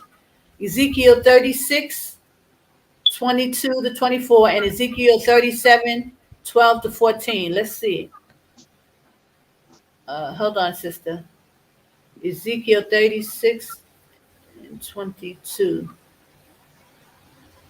It says, hold on, I'm almost there. Okay. It says, I will put my spirit within you. Therefore say unto the house of Israel, thus saith Ahaya, I do not this for your sakes, O house of Israel, but for my holy name's sake, which ye have profaned among the heathen, whither ye went. And I will sanctify my great name, which was profaned among the heathen, which ye have profaned in the midst of them. And the heathen shall know that I am Ahaya, saith Ahaya, power, when I shall be sanctified in you before their eyes. I will take you from among the heathen and gather you out of the countries and will bring you into your own land. Khan. So you're saying you saying that means that he's going to pick you up physically, and he's just saying that he's going to cause you to leave. Like in this, for instances, you see all this stuff going on, and there's many scriptures that says, "Come out of her, my people, flee, run." There's many scriptures, and I'll get those if you need me to, about how the Most High tell us to flee, to run. That's him gathering us. The ones who come out and flee, he has gathered us together. He's gathered me, sister. He has caused me to leave. He has delivered me. But I still packed my stuff and walked out. Yeah, they're not understanding it. Yeah. Right. It's not that he's going to pick you up in spaceships or he's going to snap a finger and you're going to be somewhere. He's just causing you to leave. So if he has opened your eyes and you have eyes to see and ears to hear, then the spirit is causing you to get up and move. You're not able to sit there. Every time you see a false flag, every time you hear about all this $5 million worth of ammunition, every time you hear troops, every time you hear shortage of food, every time you hear a daughter of Zion getting killed or anything that you know is not hitting right in your spirit, you are thinking about, I need to go. That's the Most High Ahaya causing you to leave. That's right. He's delivering. He's causing you to make a move. He's delivering you. So don't think that he's going to pick you up in a spaceship or he's going to zap you into the wilderness. No, there's no scriptures that's saying that. He's saying that he will cause you to leave. He said, deliver thyself. There's many scriptures that tell you, deliver thyself. You must save your own soul. He tells you to flee from out the midst of Babylon. He says, come out of her, my people. That's how you are to be delivered. You're going to get up and walk out. Okay, let me read Ezekiel 37. If you want to intercede, sister, you can. If you want to interject, you can speak. I just want to say that it's called the quickening of the spirit. That quickening of the spirit gives you an uneasiness where you know something is wrong. And you need to be led by the Holy Spirit. Praise the high. Go ahead. That's all I had to say about that. And if they're not feeling the quickening of the Holy Spirit, then, unfortunately, they're being blinded, and they're 2/3 are gonna be left here. Let's be real about it. So you have to, right now. I'm living very comfortably. There's no reason why I need to move. I'm secure, but I'm feeling that quickening of the spirit. I know that I have to go, Yes. Yes. That, when you feel uneasy and you've got your water bill paid, your power bill paid, your house note paid, your car note paid, your children are making straight A's. I got 2 grandchildren that's making on the A honor roll, 3 of them on the AB honor roll. My daughter graduated from college, summa cum laude. Wow. And also she's studying for her master's right now. It's not necessarily easy for her because she has to stay up a lot of late nights. But listen, even I'm getting along with my son-in-law a little bit better, okay? We're not fussing as much as we used to, and just like she said, there you feel like there's no reason why you should have to up and move. But I know that I'm called to do a job. I don't know what Ahaya has for me to do, but I'm willing. And he has made me financially able where I can make the move. I didn't have enough money to move when we talked about it a year ago, and we were singing in the desert with Sister Mayana. Yes, praise the high. Yes, but since that time, I have saved enough money that I can literally make the move. And I worked 4 or 5 months. Been about 4 or 5 months now. I saved another $5,000 so that money can be available to me to get my tent get everything I need set up in the tent, because you can't ask your family to move to the desert and you have no shelter for them. Right. Right. They have to see something. They want to see something. So you show them how it's going to be, how you're going to be able. But I warn anyone that would be willing to listen, don't push so hard on these young people. Let them see you doing it. Okay? Because the more you push, the more they go in the opposite direction. And listen, that's the same thing for Israel as a whole. That's the same. We can't push. And I've been trying to push. And, that's why they're not really listening. If the men would come out and they would stand in Jordan and get their tents, these people be running here in droves because they see that something is wrong. They just don't know where to go. And here I am, this one little woman talking about over here. People, they're reluctant. And then you got the brothers talking about, oh, it's the flock is men. That's why they're saying these things. They're saying that so that people will not come to the wilderness. They're pushing the flock is men and where's your protection? How you going to do this? Putting doubt in sisters' minds so they will just sit there wondering what they're going to do. They're doing this on a reason. And this is why I have to stand up and speak and talk to Israel and let y'all know the games that are being played on our people. You must come out of that place. By design, for 467 years plus, we have been conditioned to think the way someone else wants us to think. Yes. We have to choose to think what we need to think for ourselves. Yes. It's sort of like when you go to school. The teacher teaches you what they want you to know. They test you on what they want you to know. And then you leave out the classroom with good grades knowing what they want you to know. But I've discovered that it's more important for me to know where to find the information and how to find the information and to make my own righteous thoughts about the information that I read and the information that I see and hear. We need to learn what we need to learn for us, not what somebody else wants us to know. This is our holy tabernacle in our spirit and in our mind. We have to focus on what the Holy Spirit, and it's about a Bible verse. I don't know if it's Isaiah. Somebody can quote me, correct me on that. But it says that Isaiah went up on the mountain and he thought that the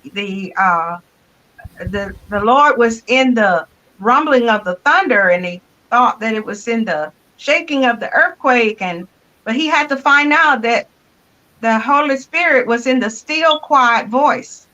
So we have to listen to the still, quiet voice.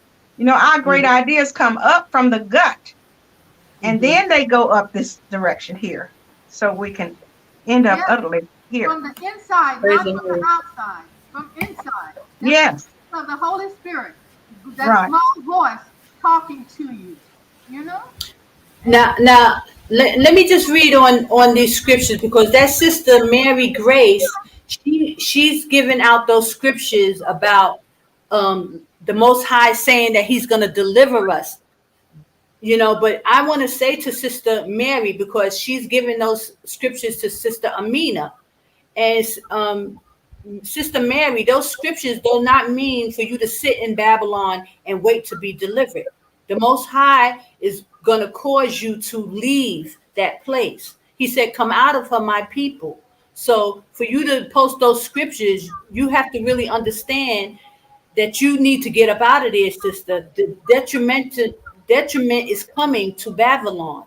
And I know you can feel it. I know you can't just sit there twiddling your thumbs when the Most High said, come out of her, my people. Deliver thy own soul. Flee from out of the midst of Babylon. Yeah, if the CDC just denounced COVID, and it's all right to do what you want to do, go where you. They have something bigger planned, and that plan. That's right, and it's coming. And that plan is the mark of the beast electrical system with the banks. You're not going to be able to go anywhere, do anything unless you have that mark electronically, some kind of way. and it's going to be worldwide. And so Yep. soon, you're not going to have to be wondering, Sister Connor, and begging for the people to get out. They're going to realize very soon there's nowhere Yep. to go once Yep. they get out. 'Cause you There's won't no be other place to go anyway. So, Okay, you know, I just, Sister, go ahead. Sister Connor, Uh-huh. I read in the news where it said that President Uh-huh. JB, Uh-huh. he signed a document allowing Switzerland and Norway to join NATO. Switzerland has already been shipped, the whole 9 yards. Okay. What? Yes. They're already chipped, the whole country? Yes, they are. Wow. I was in Denmark, no, Copenhagen, at the airport. And there are so many Asian people over there in that northern European city. Why is there so many Asians over there? This is something dealing with China and America and a new world order set up. Under the red flag, China is ruling everything and everybody in every nation. You know? And But see, go ahead. I see what the brother is saying. I do agree with him saying that our brothers are traumatized by police brutality. He's right about that. Everywhere, everywhere our men go, the other nations' men really are jealous of our men, really, to be honest. Yeah. Because our men are powerful, beautiful men. Yeah. And they're jealous. Yes. So they're targeting our men. And I do agree with the Sergeant Johnson, what he said. And they're trying so hard to keep the men from coming back to the Most High. I do agree with what the brother Sergeant Johnson is saying. Yes, and it's true. But I mean, you also, Brother Johnson, you said that the men are our protection. So how can we, depend on them to protect us, and they can't even protect themselves? So the daughters of Zion we have to come together and start to prepare and make a way. And so we're not saying that the brothers won't protect us eventually, but right now we're such in a bad state. Everybody has to just come and get themselves together and get out. When you come together as a family unit, nothing can come against you. The family was the first family, Adam and Eve, and Satan is using all other options to get the black family and the Hebrew family, men and women, away from them. The men are traumatized. What the men need to do is ask the women to forgive them, and the women should ask the men to forgive them, and they should come back together. Yes, absolutely. That's what is needed. And you know what? No one is expecting us to forgive each other for our wrongdoings. But we will, because we have it in our DNA to be loving and forgiving. But we also have it in our DNA to be good and just. Yes, because our Messiah was from us. And he told the apostles to forgive one another, to love one another, and we have that in our DNA. And our men should get on their knees and ask their women to forgive them, and the women should ask the men to forgive them and get back together. Well, Yeshaya said that that's why Moses gave a writ of divorce in the desert, was because nobody was willing to forgive anybody. You know. The key is love and forgiving. Well, actually, it's in the Gospels. It's where you read it. It's in one of the Gospels where he talks about why did Moses give a writ of divorce in the desert? But it was simply because there was no element of forgiveness. Well, the Essenes, the Hebrew sect called the Essenes, their whole life was dedicated in bringing forgiveness and love to the Hebrews, the Essenes. Right, that's why they went after them and killed them. Satan is very clever. He knows what he's doing. Well, we need to get busy doing what we're supposed to be doing. We're supposed to be packing our stuff, getting all the tools and things that we need together. You're not going to be able to fly with about 2 bags, and anything else you'll have to pay for. But maybe you could bring a few tools that you can use in the desert, you know, like a shovel and maybe a small saw to So they're cut gonna wood take with. all that. They But want they have all this stuff here that you can get, Yeah. anything that you need. But look, let me read some of these comments. There's a lot of comments. Let me read it. She says, Sergeant, that's a good point. How can they protect us when they're being deleted by the day and twice on Sunday? Exactly. They get rid of these daughters of Zion. I don't know what to say about all that. Some of the leaders are infiltrated and Yes. leading the people the wrong way. It's all by design. Yes, Yes. Sister Shauna. Yes, that's what's happening. So it's hard. We must just come out of there first, and we could discuss everything else later. There's a video out showing the IG model beating up her African boyfriend. He handled her with kid gloves, and now she's accused of killing him. She was white. Why do black men kill sisters? Yep. So he's saying that this IG model, a white girl, was beating up on a black guy, and he was dealing with her with kid gloves. He didn't want to harm her, but the brothers are killing these sisters. Yeah, You as understand? a black man, I wouldn't risk dealing with the women of Edom, because they can say anything on you, whether you married to them or not, and put you in Yeah. jail and everything. You know, why take that risk? Why not come back to your own women? You know, come back to your own women. You know, Yep. why take that risk dealing? They can set you up anytime they want to and sleep with you and set you up, no matter how many years you've been married to them. Yeah. Look what they did to O.J. Simpson. Look what they did to what's that man's name? The doctor. You know, and you know. So it's obvious. You're taking a risk when you deal with them. You know. Mm-hmm. Okay, so Sister Shauna said because they're saying that black women are wicked and following nonsense. Yeah, everything is the black woman's fault.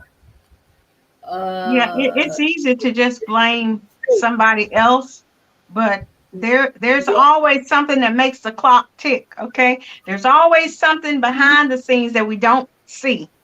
Yes, And we don't get to hear everything that's said and done. I mean, they're showing us killing each other daily, weekly, Yeah, but yeah. there's It's really something bad. behind the scenes that's not being shown to us or allowing us to hear. Yeah, I think it's demonic. I think there's spiritual Yeah. activity going on. It's Yeah, demonic. that's what Mr. Sergeant Johnson said. It's a demonic spirit. Sister Shoshana said exactly, but they can't see it, sadly. It's not for the demons to see it.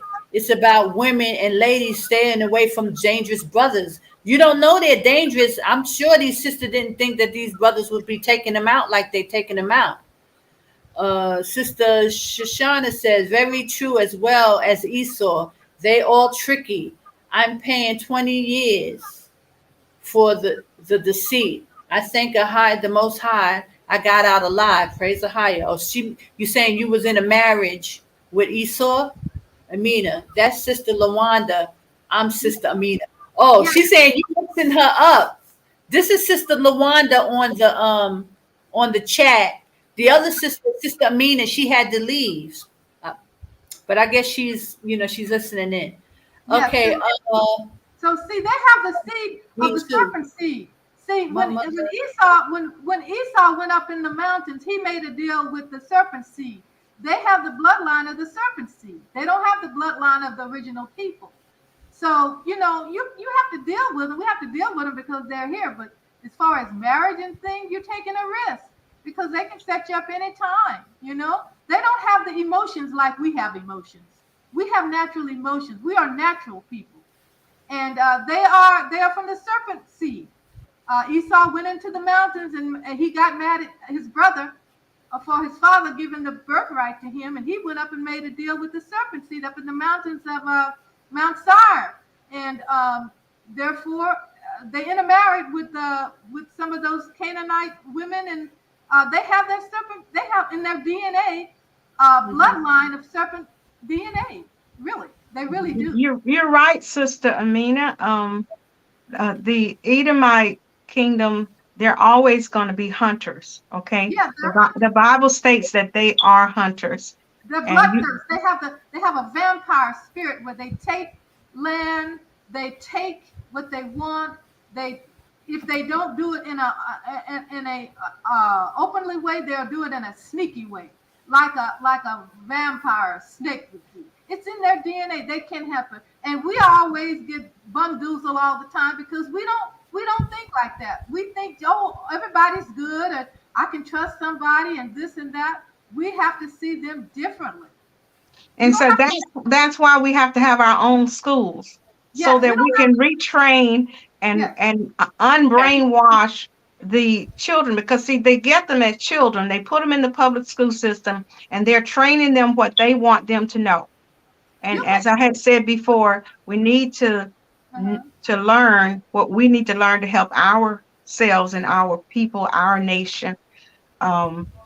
We really don't need other people training our children. I see it all the time where I work, where the other nation is bringing in our children, and they're like 4 and 5 years old. They have adopted these children. They don't allow these African American families to adopt many of these what you call abandoned children, like the 6 girls that were just lost their mother, and then their dad's going to end up in prison. Where are those 6 girls going to go? Right. My first name is Lawanda. Sister Lawanda, I'm sorry. That's okay. That means in Cherokee, the wandering star. But anyway, the wandering star. How about that? But anyway, that's right. So we don't have to hate them, but we have to be leery of it.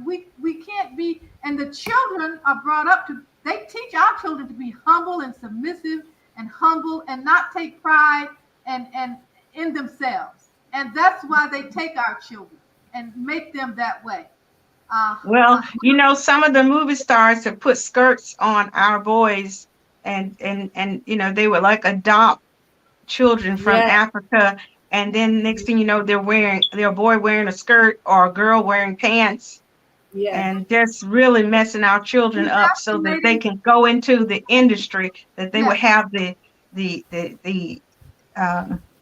it's not right what they're doing. That's what I'm trying to say. They're demasculating the No, men. that's in the scripture from Joel 3, when they said that they will make,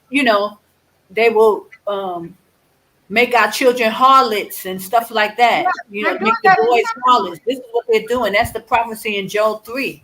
Yeah, and they're doing it intentionally. And I have a master's degree in psychology. And in sociology. And they are doing this to our children. They're doing this to our men, making the men gay, making our nation lose their right gender.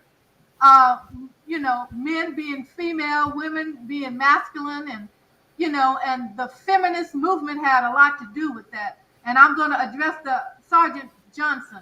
Don't blame the black women, blame the feminist Jewish women who came and seduced the black women back in the 70s and 80s. Yeah. The Jewish Zionist women used our women, made them feminists against the black men. That's what happened. I remember. I'm an elder. I'm in my 60s. It's so many things that have been done to our people. We would be up to 3 or 4 o'clock in the morning just discussing the categories. That's right. It's a lot. It's a lot, but we have to take hold of this situation. We can't just keep talking about it. We got to make some things happen. We got to put a system in place so that we can provide a way for our people to come out.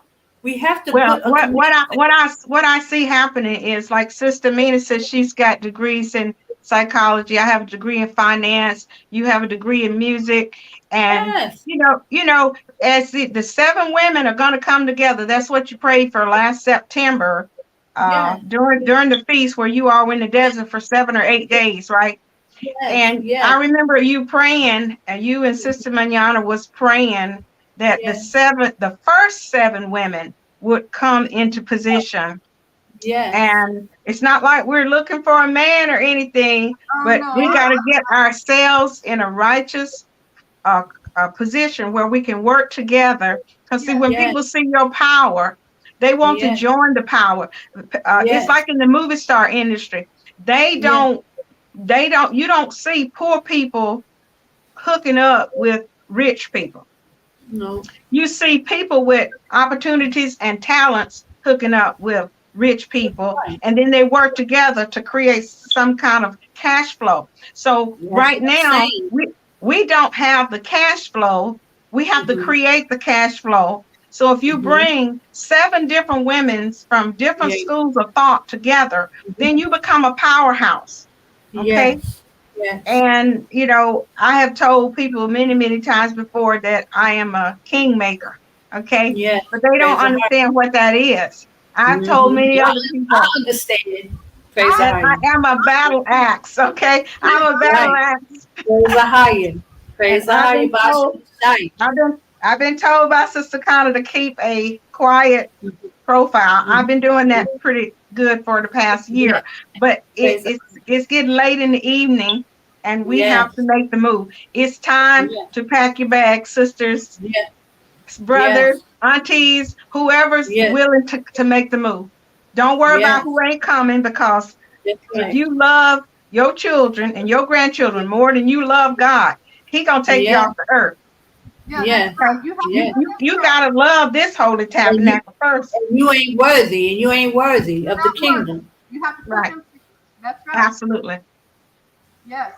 And So that's what I'm talking about. So that's what I said. So please, let's put a committee together and let's get here and let's start to put this thing together. That's how it has to be done. There's no ifs, ands, or but about it. Those who are ready to put their hands to the plow, let's do it because we need to do it. Sister, I feel It that has the to be- remnant, sister, I feel that the remnant, I'm feeling, the Holy Spirit is telling me that the remnant is still here in America. That's why the hammer hadn't come down here. When the remnant gets out, then all hell is going to let loose. That's Look, right. when the African American woman stopped shopping for $300 bags, among Yeah, other things that we purchased, and Right. it don't make sense to have a $300 bag and you got food stamps in it. That's Right. right. Ain't that the truth? I don't go to malls anymore. I don't do any of that kind of stuff anymore. That's what I'm talking about. So we gotta snap our people out of it, y'all. We have to snap them out of it, and we have to show by example. Get here, and it's gonna take the elder sisters to put it together, and then bring these younger sisters and get them in order, and so that when men do start to show up, this is how it's gonna be. It's the only way it's gonna happen, but it has Well, to start. right now, I'm saving the money. I told my coworkers they don't really understand. And so I don't have time to explain to coworkers because they made their decision and I made mine. That's But right. I'm saving my money to remodel my kitchen because I plan on making the move, but this house will be rented out while I'm on the other side. And it's going to generate me income. I'm not going to sell my house. I'm not going to put it on Airbnb. I'm going to put it at a comfortable rate so somebody else can be comfortable. And it's because see, we don't have to have it all. We just need what God has for us. We just need a little bit. You know what I'm saying? Everybody bring a little bit to the table. We got a whole lot. And the other thing, if you have a vehicle, if you know somebody that don't have a vehicle, sell it to them for a reasonable amount of money. Get you a little something out of it and get moving. It's nothing in America that can't be purchased in Dubai. Has anybody seen Dubai? I know. President O, him and his wife had already purchased a house in Dubai before he left the PRES. Yeah. Okay. Period. Yeah. Well, wow. So we got leadership in place, but it's right there in front of you, but you can't see it. Praise the higher. Praise the higher. If some of these musicians or movie stars or people like Beyonce and Jay-Z and those type of people, some of those people know their Hebrew, and some of them are trying to get out of the hip hop stuff. Well, Whitney Houston knew she was a Hebrew. She got baptized Yes, in the she got Jordan River. baptized. Just at that Before time, she- when she found out, they got rid of her because they thought that she would bring a big awakening and help the people money-wise. That's why they got rid of her. Yeah, she knew. That's why she went and got baptized. So we may very well see her in the kingdom because she repented for her Let me sins. tell you something. She left us a note, GHA. She says, and God will always love you. Yes. So that yes. Hebrew note that she left us, so many of us missed it because we didn't know what we were supposed to know. We only knew what they wanted us to know. But if we would have known our Hebrew alphabet, we would have heard the note. Mm-hmm. The only reason I heard the note is because somebody pointed it out in a YouTube video. But I had already learned my Hebrew alphabet. And Sister Connor, those little characters that you put on YouTube where you teaching people how to speak Hebrew, I have listened to them over and over again. Okay. Nobody else is doing that. I know. I still need to be doing, but somebody just made a comment about it. Hold on. It says Shalom, Christopher, Mateus, Shalom. He's saying greetings, all from London, from the UK, enjoying the chat. Praise Ahaya. He said, yes, I would be great to have classes for the children in Jordan. We're in Jordan. Yes, I would love to. I could do classes for the children in Jordan. I would love to.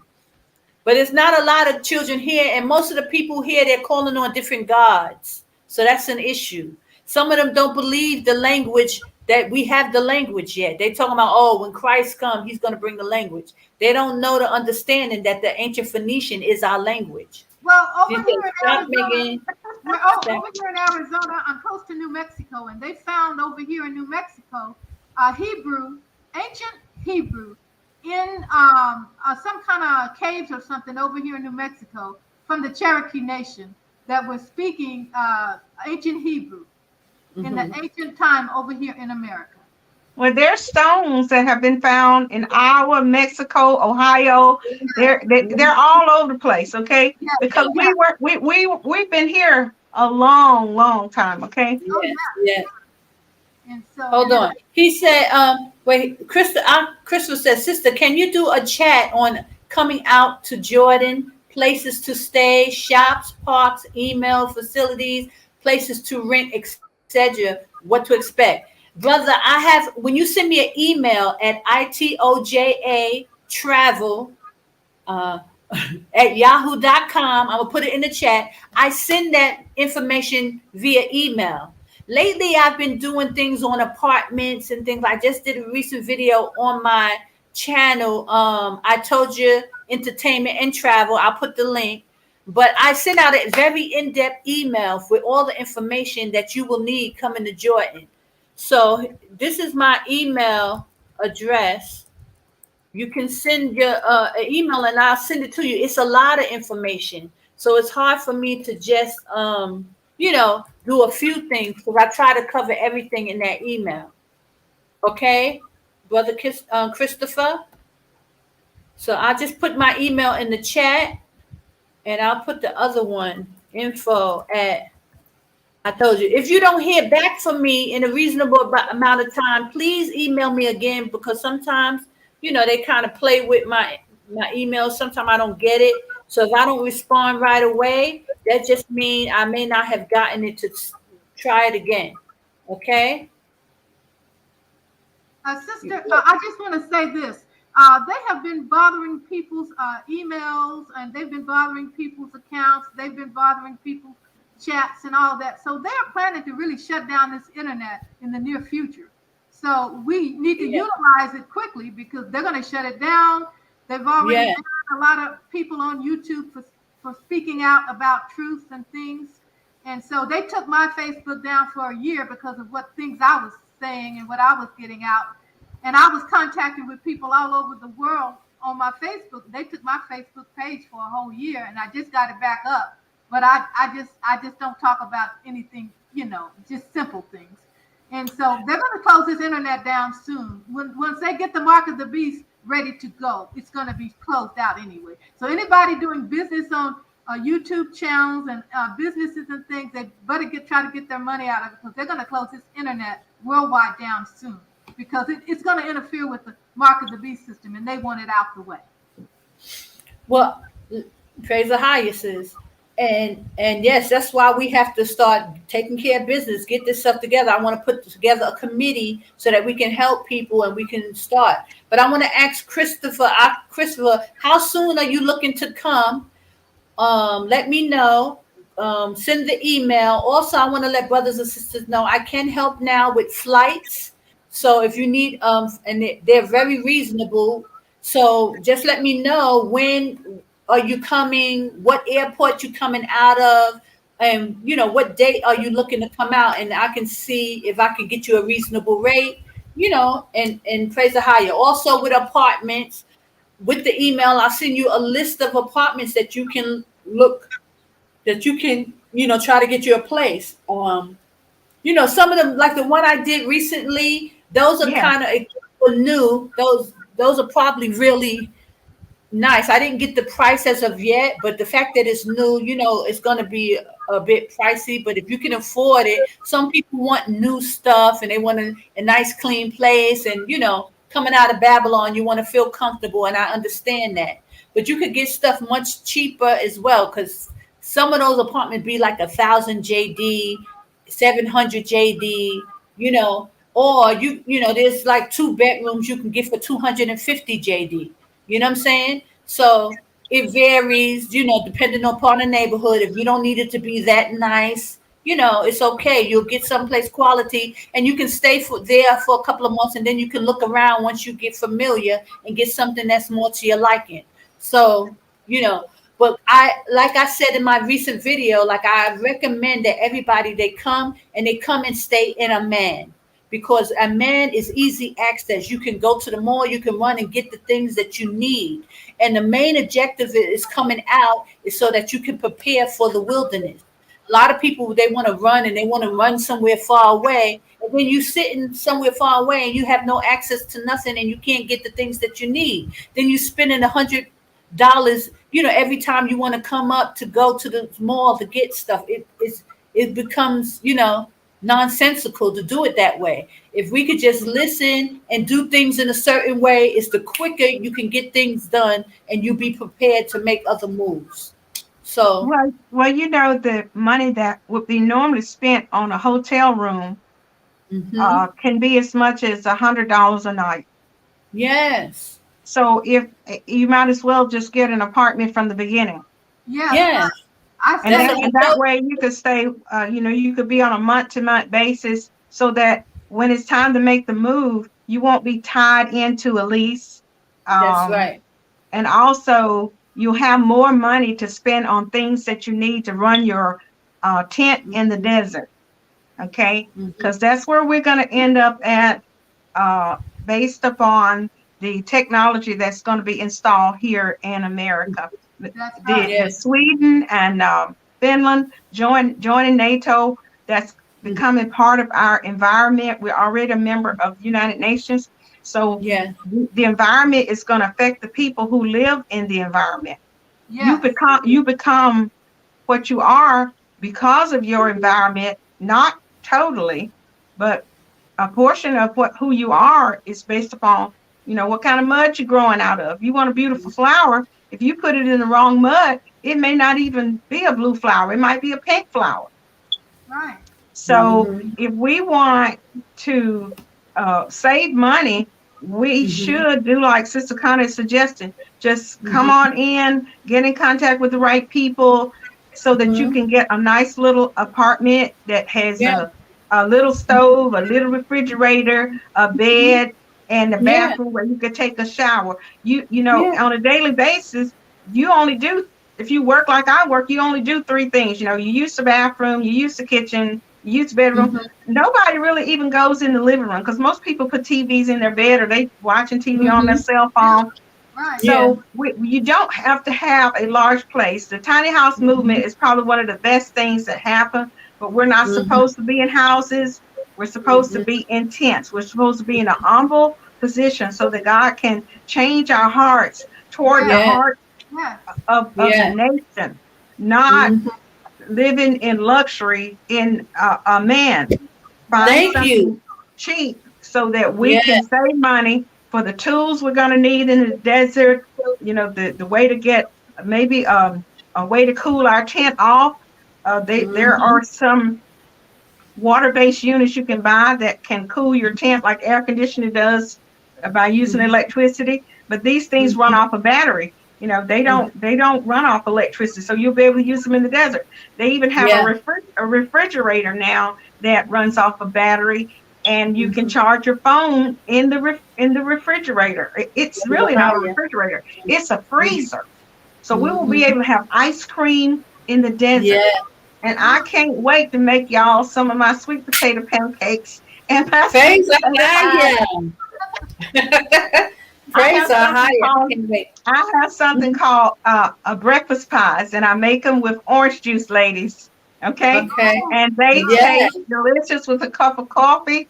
And something that we should be checking into is called chicory root, because in order to survive a lot of these germs that we're having now, we need things like onions, chicory root, garlic,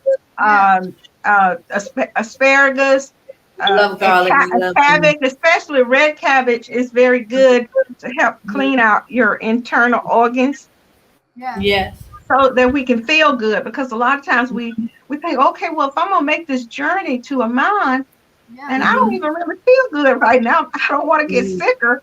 I want to be at my strongest point when I make the journey. So we need to start cleaning ourselves out and doing detoxes and cleanses. Yes. Yes, detox. And listen, detox everything, your whole body. Yes. Yes, and I want to tell y'all, this is something I wanted to speak on too, because you're so right, sis. We must get ourselves together, mind, body, and spirit. You must be on one accord so that you can handle yourself in that wilderness. Because everybody talk about they want to go to the wilderness, but you ain't even physically fit. And you know me, I've been going to this gym, and it's a woman only gym. And sisters, let me tell you, this thing is packed. These other nations, the heathens, the Gentiles, they be packed up in this gym every morning. I get there by 7:30, 8 o'clock. It's packed already. The swimming pool is packed. These women be taken care of. And some of them are overweight, some of them are older, but they are in that gym every morning. Every day it's packed. They taking care of themselves, sisters. And I be shocked, because even in America, I used to always go to the gym, but it wasn't packed like this. These women are packed up in this gym, in the sauna, in the jacuzzi, taking the water class, in the gym, on the treadmill.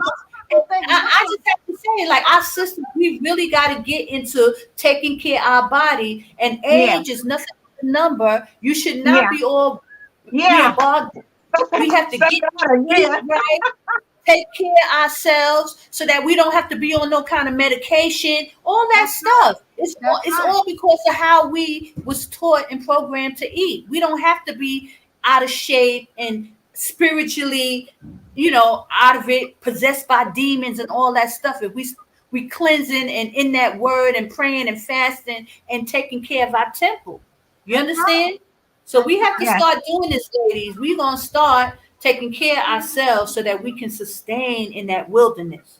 Well, I love the video where you had the 5 Armenian ladies exercising in their dresses, and that's showing women that we should wear our dresses and be feminine, be cool, because a lot of our problems come from the fact that we're wearing pants, and that our bodies cannot get the air that it needs in order to stay healthy. We're consistently trying to do it the American way, but the American way has ruined us. Yes. Yes. So I can't wait, because this is what I love to do. I love taking care of myself and keep up. When I got so bogged down with this truth, I couldn't really work out because it takes a lot, to work out information in me. Now I feel like I get my body together and eating right. But I want to share this with our sisters Yes. because none of us should be sick. None of us should be sick. The Most High is coming, bringing us Yeah. out so He can heal us of these sicknesses and all this stuff. He's gonna purge all of this stuff out of us. Yeah, he's There's definitely gonna be going to none. show us that we're working from the inside out. And Yes, also your yes. mental health too. Your Yeah. mental health has an effect on your physical. If you worry and are in stress and all Yeah. that's going to affect your physical Yeah. health. That's right. Yes, Yes. we're gonna That is work- so right. And that's where sicknesses come from all Yes. that worrying, and it Yes. becomes sin, and that's how you get sick. So That's we're gonna right. cleanse all that stuff. Praise the higher. We're supposed know? to be happy and joyful and hopeful and Yes. keeping our faith up. And Satan, he wants us to be fearful and worry and all that. So we have Yeah. to take care of our mental health too. Yes. Well, Yes, and I have to apologize to the brother, the Sergeant Johnson. He said that it wasn't him who made the statement about the women. It was another brother that came on. So I apologize, brother, Sergeant Johnson. Yes, I heard that there is an epidemic of interracial relationships in the UK. African migrants. Oh wait, hold on. I'm gonna highlight this. He says, Sergeant Johnson. He says at Christopher Mathis.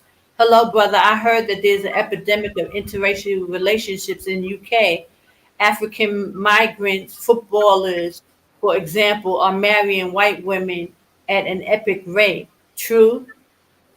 Yeah, I heard that too, Johnson. Matter of fact, when I was in Israel, a lot of these, African men, they look at it as a way out, trying to get out of Israel, trying to get out of Nigeria, Ghana. So they'll marry these white women, and because they're easy prey and they have money. Because even these men here in Jordan, they will go for any type of woman, especially for the older women.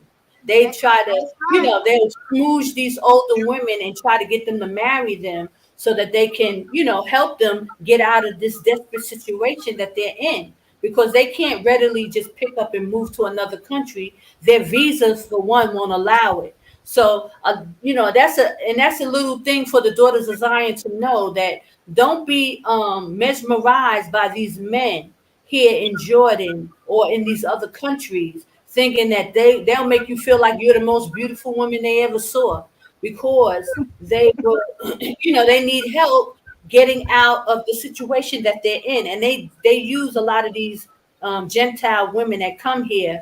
They be like 100 years old, y'all. They'll be like 90 years old in a wheelchair, and these Jordanian women. I've heard that they have a website for dating for European women that come down there in that area, and then they meet up and all. That's going on in Africa and the Middle East as well. Yeah. He said only 15%. Yeah, because they don't have no money. They're looking for rich white women, or Caucasian women, or any other nation that really has money. I mean, if she's black and she has money, so be it. They don't care. But usually black women won't go for it. You know what I'm saying? Because Sure we are spiritual people, and we don't want to marry outside other nations. Really, in America, the daughters of Zion just started dating these other nations because the black men have been marrying all these other races. So now the daughters of Zion have jumped on the bandwagon because they can't get married to the black men. The black men are marrying all these other races, so now the daughters of Zion are doing it too. But naturally, the daughters of Zion wouldn't really marry outside their race. We find it very hard to do that. So we're not just going to go to another country and marry. That's not in our nature.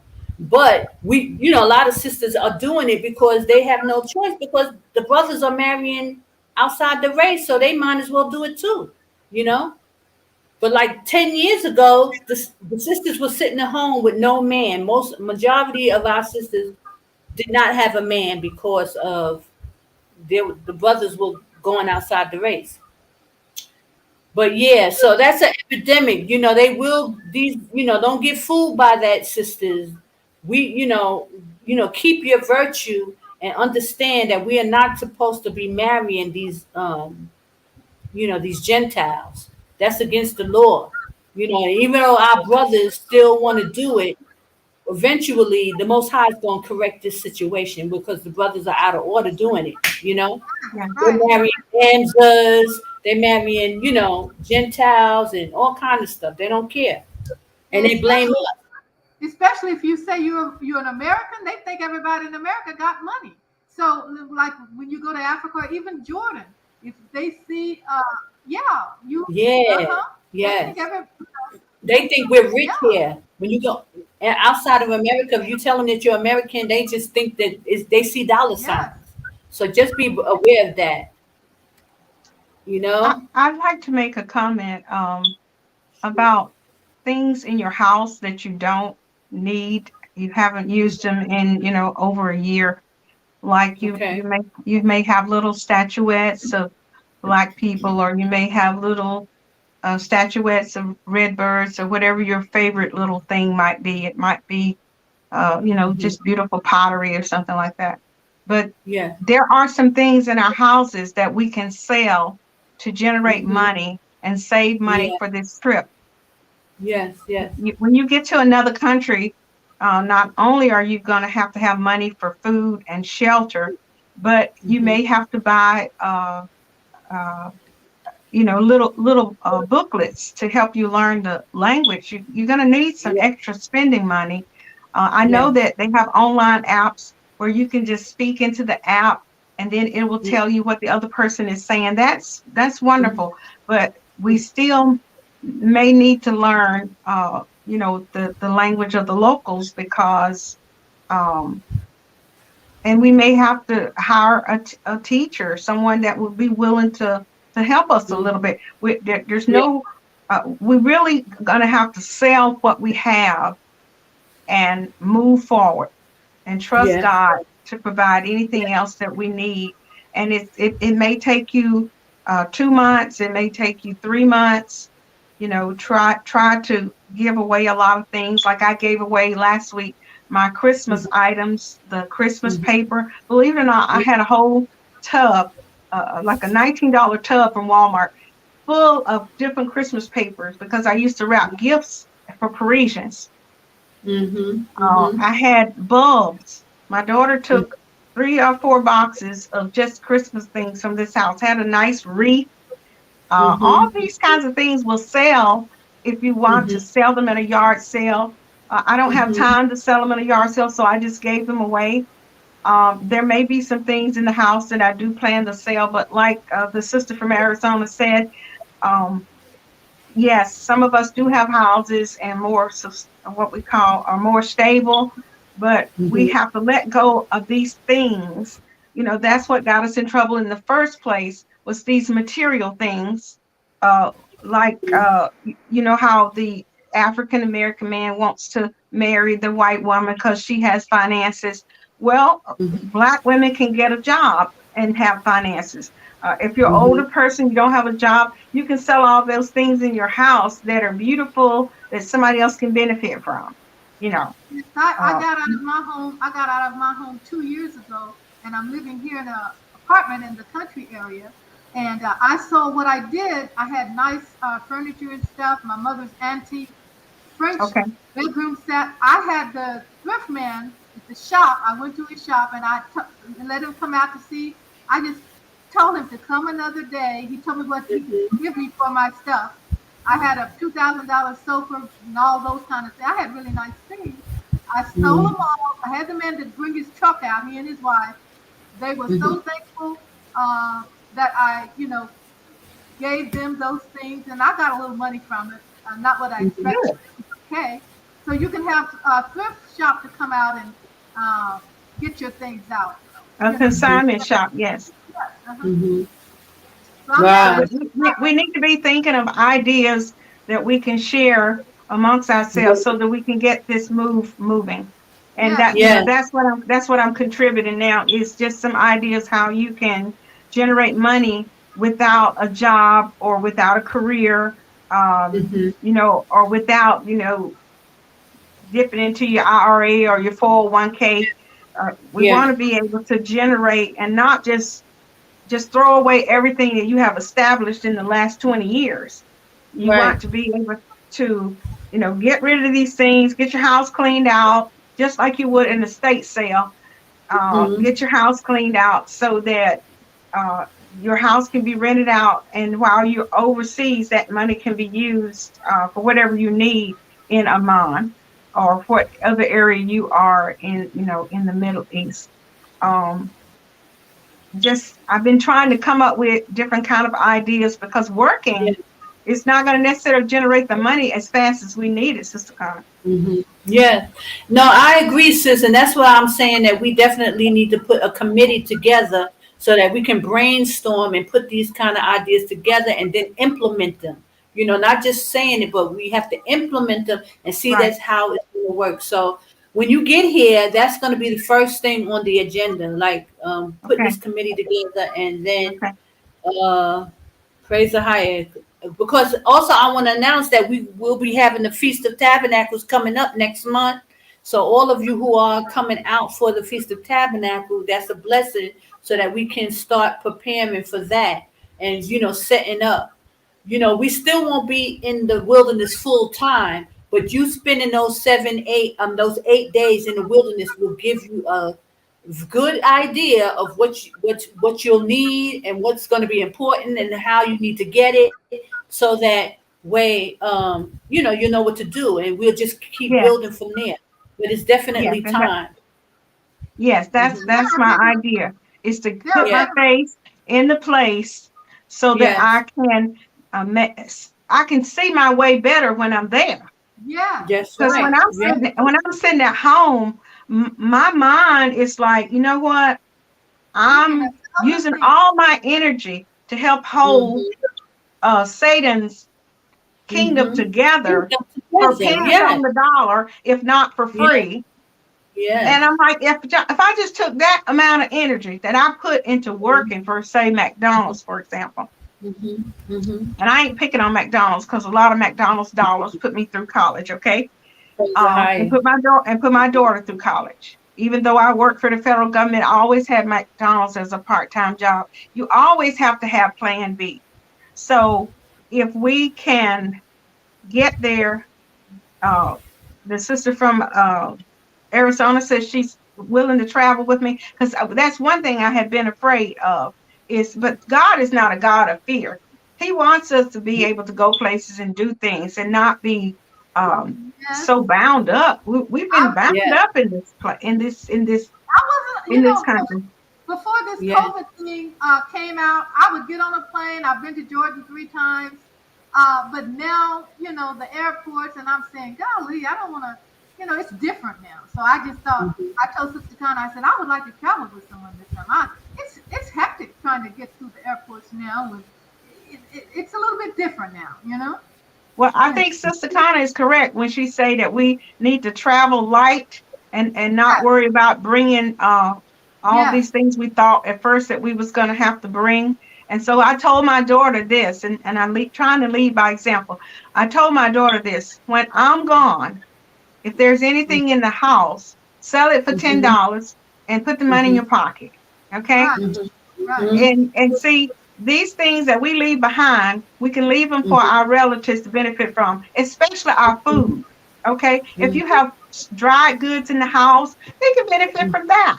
If they have if you have frozen foods in the house, they can benefit from that. None of the food's going to go to waste if you make a plan to give it to someone. And don't worry Praise about these things that you have to leave behind. They got beautiful clothes because I'm a clothes the- person. I'm the person who's going to sit down and sew up some kind of beautiful garment. I have a lot in common with Sister Connor, but Praise the higher. I probably have too many clothes. Yes. That's probably where I can make a lot of money is to sell some of my clothes. Mhm. Um, but I really think that if I make this move and people see me moving, that it's going to Mhm. make a quantum shift Because Yes, yes. when African American women and African American men stop Mhm. buying into America's dream, Yes. then we can start creating our own nation and get Yes. back to the point where Praise we fire. are under the most higher, and we can hear Yeah. him when he speaks. So it's hard to hear God speak when all you can think about is doing something other than praying and helping other people pray. Because I told my Yes. daughter, and this is the truth for anybody Mhm. out there who wants to know. I love my daughter, I love my Mhm. grandchildren, but I Mhm. told them I'm going Mhm. to the desert to set up a Mhm. tent and pray. Mhm. I don't know anything Mhm. else that I'm going for. Right. And Right. and and it can't be anything over there that I want, because Right. like the sister in Arizona said, I'm pretty darn comfortable where I am. But God Right. don't Right. want us to be uncomfortable. He wants us to be seeking after him every day, all day, praying every day, all day, at all times. Yeah. Yeah. And we have to get back to that. And the only reason why we're coming out here is to worship him. There's no Yeah, other reason, you know. right. So, Well, but let me get to these a few of these comments. Brother Sergeant Sergeant Johnson says, "Sis, how would you feel it is an Israelite brother came to Jordan with Gentile wives?" I'll to give you the answer. A few people have contacted me and told me that they were married to Gentiles, and I told them that they can't bring them around me, because it's an abomination to the Most High for us to be married to Gentiles. Now, one sister came and she left her husband. She was a Gentile. The Gentiles are more than welcome to be around us. They just can't be married to Israelites. That's the abomination against the Most High. So brothers Right. they're gonna have to put these wives away, and that's what they're gonna have to do. It's Well, not see, up what to happens Sister. is they're supposed to be servants to us. Those wives are supposed to be servants to us. They cannot Mhm. be married to the kings and queens. what is going on? The same. The Bible says their only position will be servant. Listen, what is going on? These same things went on in the Old Testament, and our prophets were chastised by the Most High about it. And the same thing is going on. Why can't these Mhm. people learn from experience from the Old Testament? What happened? You know. In fact, that was one of the punishments that God higher put on the men because they were going Now, after the nations. You know. But we know that there are going to be some Gentiles with us, of course, but they have to be in a mindset. They have to have their minds fixed that they can't think that they're over us, ruling and this, and they have to be in a different mindset. If they humble themselves in a way, then they can. But as far as our yeah, men are not it's an abomination. And he said, if one Israelite, brother, you got to read the.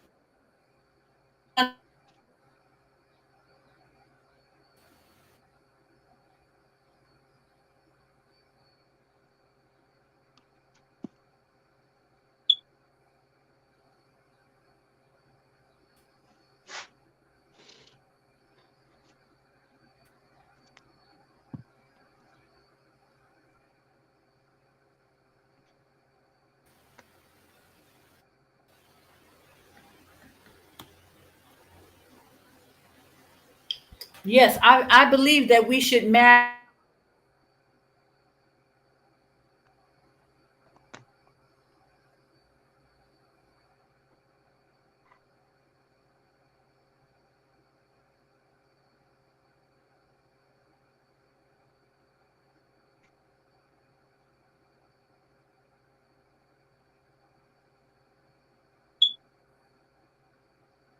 It looks like we lost Sister Connor. Yeah, she probably had to maybe step aside to do something quickly or something. I don't know. She'll be back. Okay, we were talking about the men of the Most High marrying into their nation. Right. You know, I think about a wedding, and God blesses marriage. The Bible tells us that God blesses marriage. But in a marriage, in America, we have the white cake and we have the chocolate cake. Yeah. I don't know if you know that the bride's cake is always the white cake, but then there's always this little chocolate cake over there on the side. And you Uh-huh. notice they never have a swirl cake in a marriage. It's always separate, a chocolate cake and the white cake. And if you mix the chocolate with the white cake, or if you mix chocolate ice cream with a vanilla ice cream, you don't have chocolate anymore. And my mom used to say that, well, you need to save some chocolate cake for your wedding. Because if you let them eat up all that little chocolate cake, and it's not going to take them long because it's always smaller than the Yeah. white cake. Well, yeah, that's one way of looking at it, but it seems like to me, the way it goes, the way the Hebrew Israelites philosophy is, if a Hebrew man marries an Edomite or Gentile woman and they have children, the children are automatically Hebrew. Have you heard that? Yes, Uh-huh. I've, And I've heard that. but if So all I'm saying is it's important when it comes to marriage to keep the white cake on one table and the chocolate cake on another table. I don't think you should put them on the same. Well, I don't think you should put them on the same table. right. That's a nice way to put it. Okay. Yes, Um, yeah. What I'm saying and we know who the servants are. In fact, the servants who really are of Christ, they know that they're servants. They'll tell you that we're supposed to serve you. And oh yeah, sometimes they even honor us because they secretively know yeah. that we are the children of the Most High They God. do know that. They've known it long time before our people knew it. They Yes. knew it. Back in the slavery time in America, in the plantations, they honored us. Our ancestors, they knew who we were then, way back then, you know. But yes, so I don't know whether that is true or not. If a Hebrew man marries a Gentile woman, if they have children, the children are automatically Hebrew. I don't. That may be something that they have put out. That's something we'll have to Yeah. discuss a little bit further and pull out our Bibles. I don't have my Bible with me, and I have to go to work in about in just a few more minutes. I can stay on just a few more minutes, but I've never seen it in the Bible myself. I haven't. no, In there. I haven't seen that. But what I did see is that, you know, the Bible does tell you you have to be equally yoked. Yeah. And if you're equally yoked, your marriage has a better chance of surviving, and it will Yeah. have a lot less problems. Like my sister, for example, married internationally. She married a Hindu from India, Yes. and my parents were furious about that. But Yes. there are some Israelites. There are some Israelites in the Hindu area. Oh, Okay. definitely. My husband was from Pakistan. He was not a Hebrew. He was from Elam. Elam, one of the sons of Noah.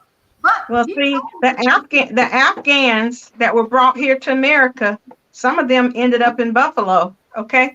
Buffalo, New York, and other places throughout the country. But these people were from the line of King Saul, okay? And Yeah. Saul went out there and talked to the witch of Endor. So we know how, we know that that's not really that's not what the plan God has for us, okay? See, when they bring a lot of Caucasian people, the Spanish people into America. They're flowing in from everywhere, the north, the south, the border included. But these people are being brought together for destruction. Yeah, Elder Ricard spoke on that a couple of weeks ago. He said they're being brought here to replace us. He said that's what Elder Ricard is saying. Yes, a lot of the jobs that would have normally been for us, the Spanish people over the last 10 years have earned lots of money and took that money straight back to their families in Mexico. Now we got thousands and thousands of Afghans being brought here, and they're walking around with SS cards and everything else, they're being put into our system using taxpayers' dollars. We give away a whole lot of money to other countries that's coming straight out of taxpayers' dollars. And nobody's speaking up against these politicians. Keep voting in the same people. We're not supposed to be even involved in that. Only thing we're supposed to be involved in is God's business, the highest business, not in these political arenas, because they just keep tossing us back and forth, never accomplishing anything that's going to bring about the kingdom. You look at the fact that in America, we have voted in where a man can marry a man, a woman can marry a woman. All this happened in the Democratic arena, in the Republican arena. What does that have to do with a hire? It tells me that they don't have no respect for my God. Okay, they don't have no respect for my nation. People are going to wake up to this in a moment, because we already got the signs and symptoms in front of us.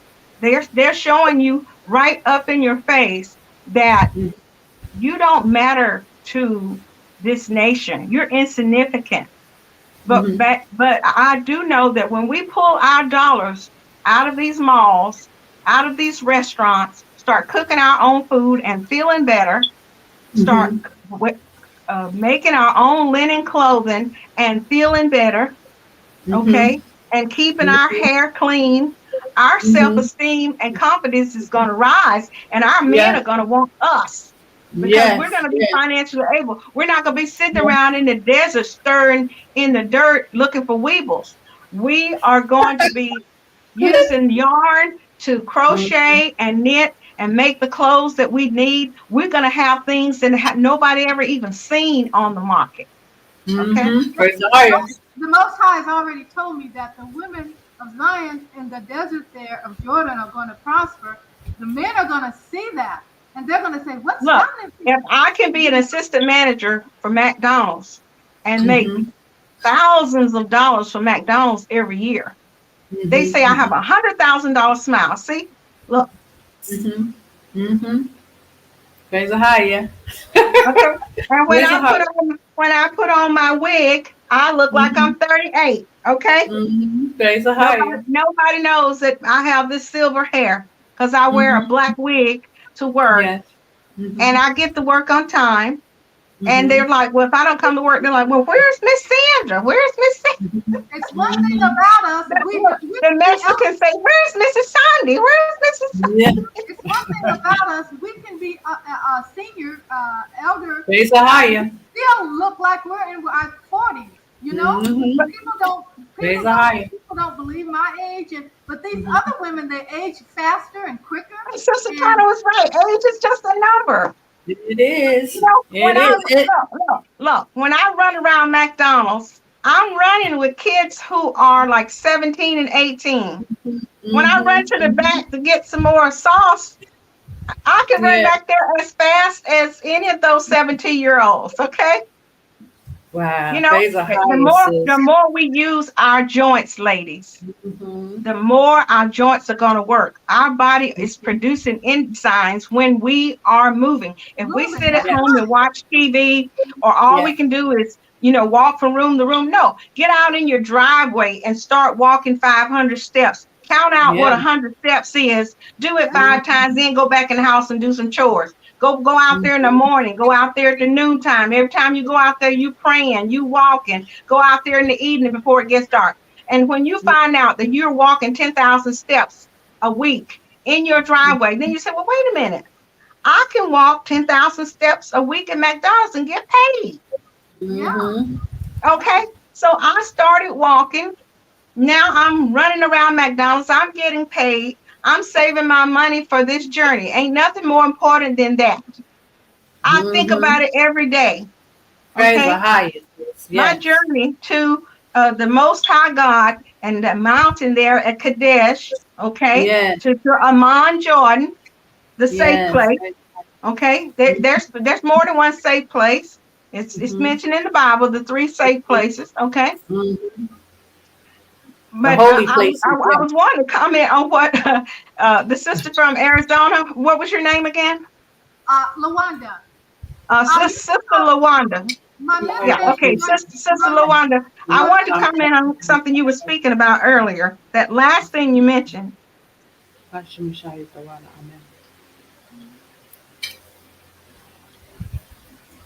sorry.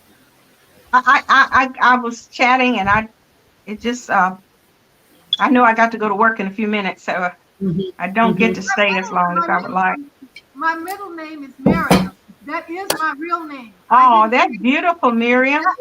That is my Oh name my on my God. birth certificate. That is the Hebrew name. My goodness. I have been Hebrew. I've been knowing I was Hebrew since I was 9 years old. Miriam, yep. Yes, and my middle name is Miriam on my birth certificate. And my family down in the Bayou, Louisiana, kept Praise the Lord. kept the The laws. tribe of Levi. They kept the laws. They kept everybody eating crawfish and shrimp and Well, and you all can't that. eat crawfish in the kingdom. That's your last crawfish, girlie. But what I'm saying is my family, when I was a child, my family didn't eat that stuff back in Louisiana. They didn't eat that stuff then. They knew they were Hebrews. They ate Wow. Mexican style. Praise Yes. Miriam. Yes. So you can call me Lawanda or Miriam. It doesn't matter. I've been knowing I was Hebrew. I'm not just a Hebrew that just found out. I've been knowing. I don't think anybody else has the name Lawanda. That's unique. Well, that is Cherokee. That is American Indian But Cherokee. Miriam is just as beautiful. It was something you were saying I wanted to comment on. I can't remember. You were saying something that I was talking about the I think it was about the men. It was something I forgot too, but it'll come back. Well, Sister Connor's back now, so we have to give honor to our the leaders that God give to us. Yes, she's such a blessing. People So don't I relinquish the floor. We were just. People I'm don't realize. I'm just enjoying. I don't have to say anything. I praise the high Yvonne Messiah for you guys. People don't realize what a blessing this woman is. This woman has dedicated her life to her people. Yes. And trying to get them to step up to the plate.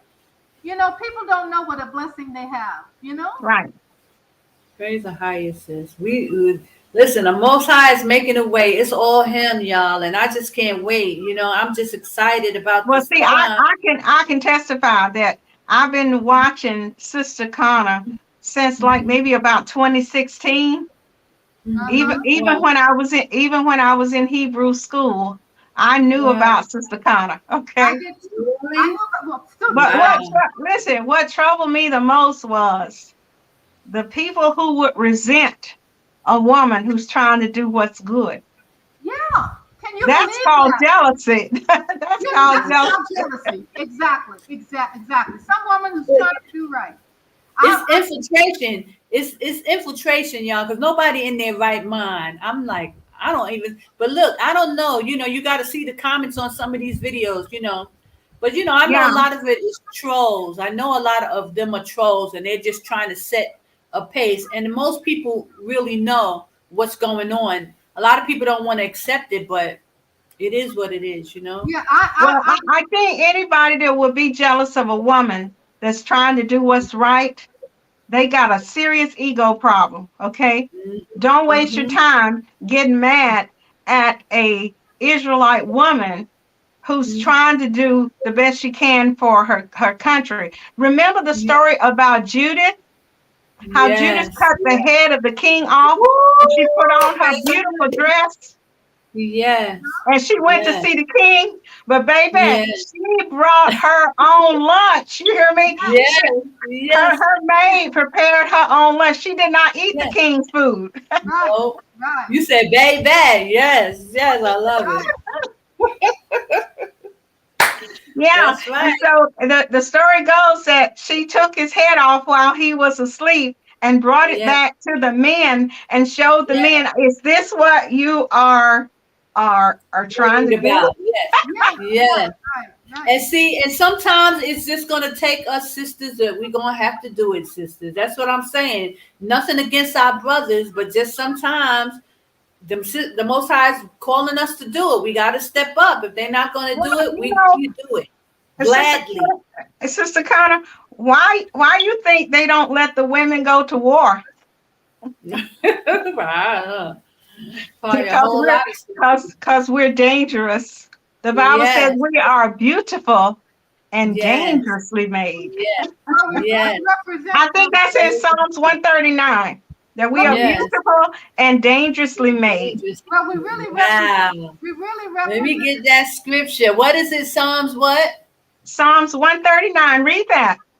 It Praise tells the you that higher. you are beautiful and dangerously made. We really represent the Holy Spirit, the Roha Hakadash, which is Yes. Yeah, yes. Sister Lawanda, Okay. I think I can remember your name now. Yes. You know, Yes. Christ said that they was going to call him wonderful, and you are Uh-huh. Lawanda. Yeah. It means Uh-huh. charity. It means the wandering star. Yeah, Praise But the wandering Lord. star.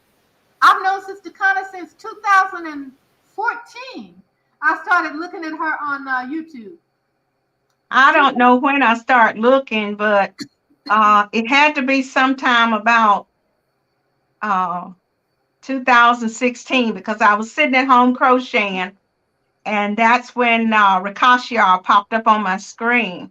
Yes. And from that point on, I started looking to see if anybody else was talking about what he was talking about.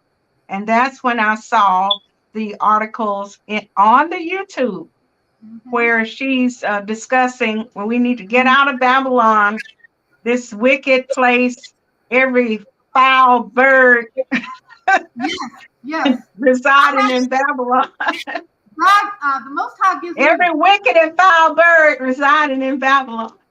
Yes. Yes. Yes. So yeah, we need to get out of Babylon. Yes. God has some better things for us. I really do believe that. Oh, In my yes. spirit, in my holy of holies, he tells me, if you trust me, I can show you great and mighty things. Yes. Right. And we're not lost. It may feel like you're lost, but at the end of the day, God is all we have. Our family, we Right. have them, but at the end of the day, all we have is our moving, our breathing in Him. Yes. Right. So we need to honor the entity that is allowing us to be alive, and it's a great time to be alive. But we're alive because He's holding it down for us. I told a friend of mine just this week. He says, "Well, I'm out here on the road and I'm driving. I'm a CDL driver and I'm doing this and I'm doing." I'm like, no. The Holy Spirit is doing it through you, for you, because other people need your services. Okay. And He's going to push you. He's going to let you have His breathing, your movement. You can't move none of your joints unless the Holy Ghost lets you move them. Right. We're going to have to do what's right, because when we do what's right, we get something. We get, you put in this investment, you get out a return. You get your return on your investment. So when we go to Jordan, Sister Lawanda, it's not going to be comfortable. We might be uncomfortable for a little while, but it won't be forever. This is just a season. Believe Okay, me. we're not going to be uncomfortable forever. We're not going to be in the desert forever. Okay, Of course. but we got to show Him something first. Yes. We have to look at the bigger picture. You know. Now, Sister Connor is back. Yes. Yes. I'm sorry, y'all. My internet is bad. I don't know how long it's going to hold up because it's keep going in and out. Well, I'm gonna go now anyway, sister. I'm gonna go anyway, and I know the other sister is going to her job soon. So Yeah. I have to go to work. I have been blessed. Okay. I have really been blessed. I love you, sisters, and Praise the higher. I'm gonna say shalom to you. And, Shalom, Sister Lawanda. and I will be calling you, sister. And Sister I'll be Connie, looking for my telephone call, and Yes. I would appreciate a call from you, Sister Connor. Yes. Yes, I'll call you as well. Aqua Connor. Yes. And sister, Okay, I'll call you as well. Keep Okay. in contact with me on Skype this week, okay? Okay. I may have something to say on Skype about something else, you know. Okay. But anyway, Okay. Shalom. Okay, sister, and come back next week, Aqua, Chandel. Come back. Let's Yeah. continue to talk. Yeah. We'll Okay. talk about the Friday at 10 o'clock. Okay. All right. Brothers and shalom. sisters, we thank you, brothers and sisters, for joining us. And hopefully you'll come on, join the panel, and get involved. Are you your brother's keeper?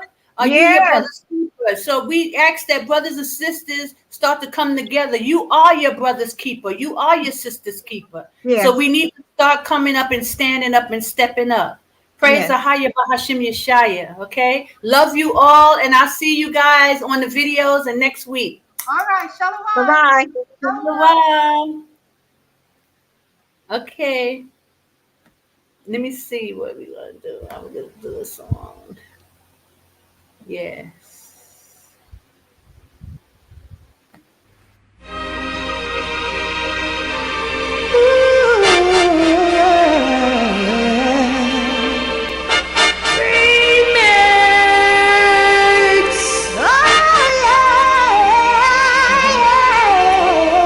To the wilderness, let's go.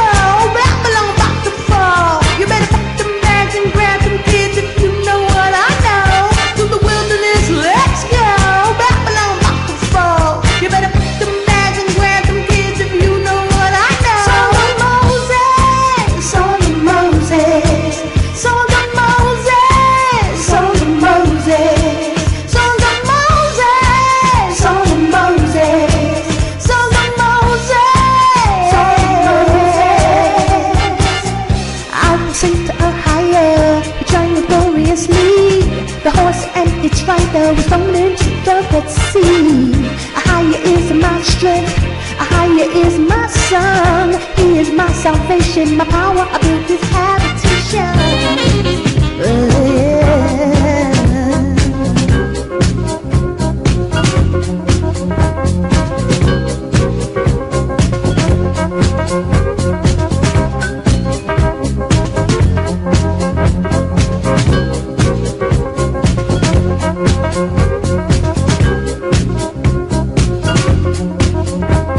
To the wilderness, let's go.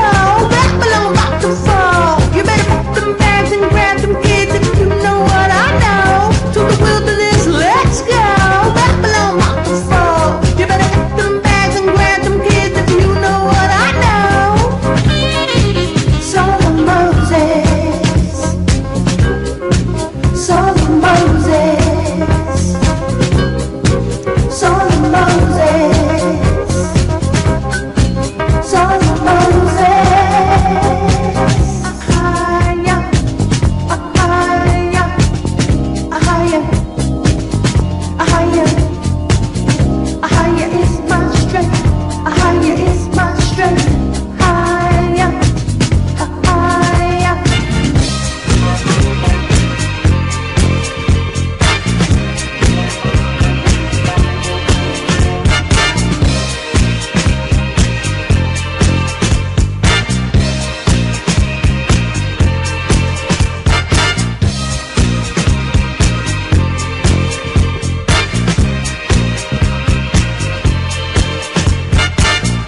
Pharaoh chariots and hosts, they cast into the sea. The chosen captains also was thrown into the Red Sea. The depths have covered them, they sink just like a stone. The greatness of his excellency has overthrown. Not just about your attention again, you better pack them bags and grab them kids if you. You better pack them bags and grab them kids if you.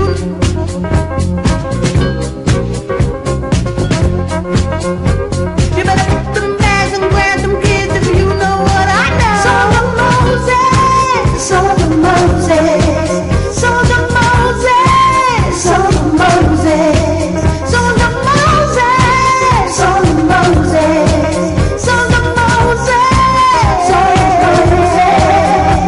You better. You better. You better.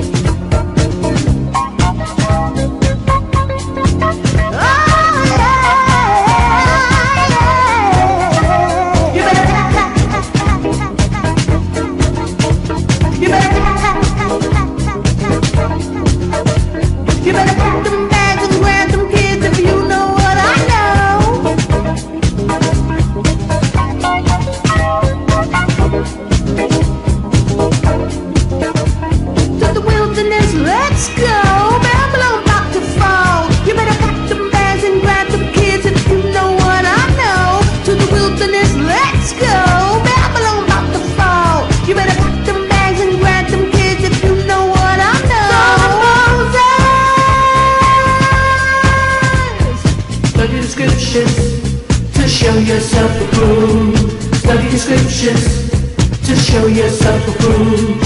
Higher, Bahashim Yeshaya. Higher, Bahashim Yeshaya. Study the scriptures, study the scriptures, study the scriptures, study the scriptures, study the scriptures, study the scriptures, study the scriptures, study the scriptures, study the scriptures to show yourself approved.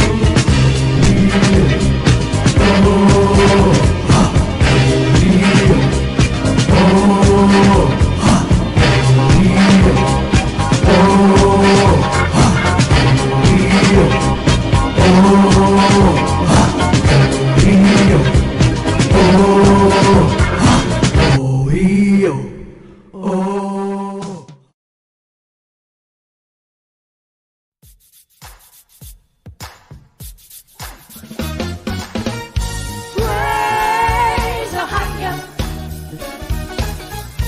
Praise the higher. Wait, can I give my testimony? Higher woke me up and brought me out of Babylon. He blew his holy breath into these old dry bones. Ooh, I started dancing, I started singing. I praise his holy name. I said, higher woke me up. Higher turned me around. Higher blew his holy breath and brought me to holy ground. Higher changed my life, gave his only son. I get to raise my hand. Praise the higher. I got to raise my hand. Praise the higher. Praise his holy name. Praise the higher. Ooh, yeah. Praise the higher. I used to wonder why living life was just so hard. Didn't understand the curses from the start. Then I read the verses, I'm set apart. So many blessings of higher brings, and I will give him everything. Lift your voices up and sing. Give him praise. He said those folks who flee, proclaim his holiness. Lift up our voice towards Zion, Zion. I'll praise you, Abba. I'll give you all the glory. Higher, Bahashim Yeshaya. Praise the higher. Ooh, praise your holy name. Praise the higher. I'll give you all the glory. Yeah. Praise the higher. Higher, yeah. Praise the higher. Yeshaya. Make a joyful noise unto a higher, all ye land. Serve a higher with gladness.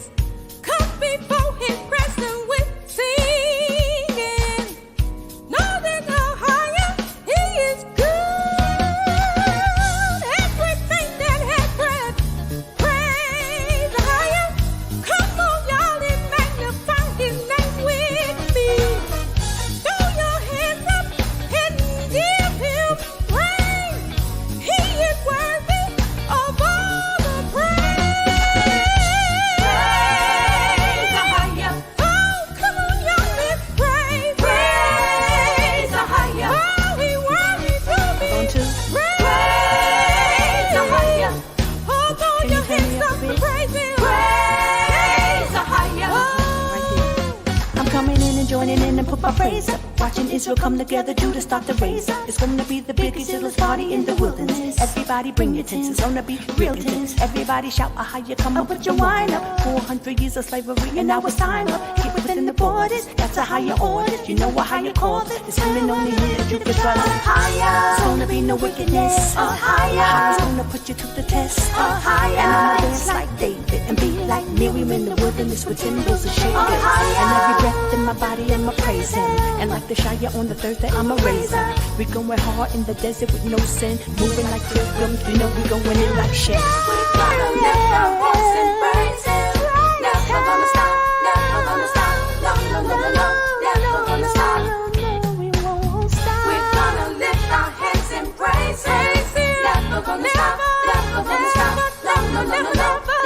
the stars.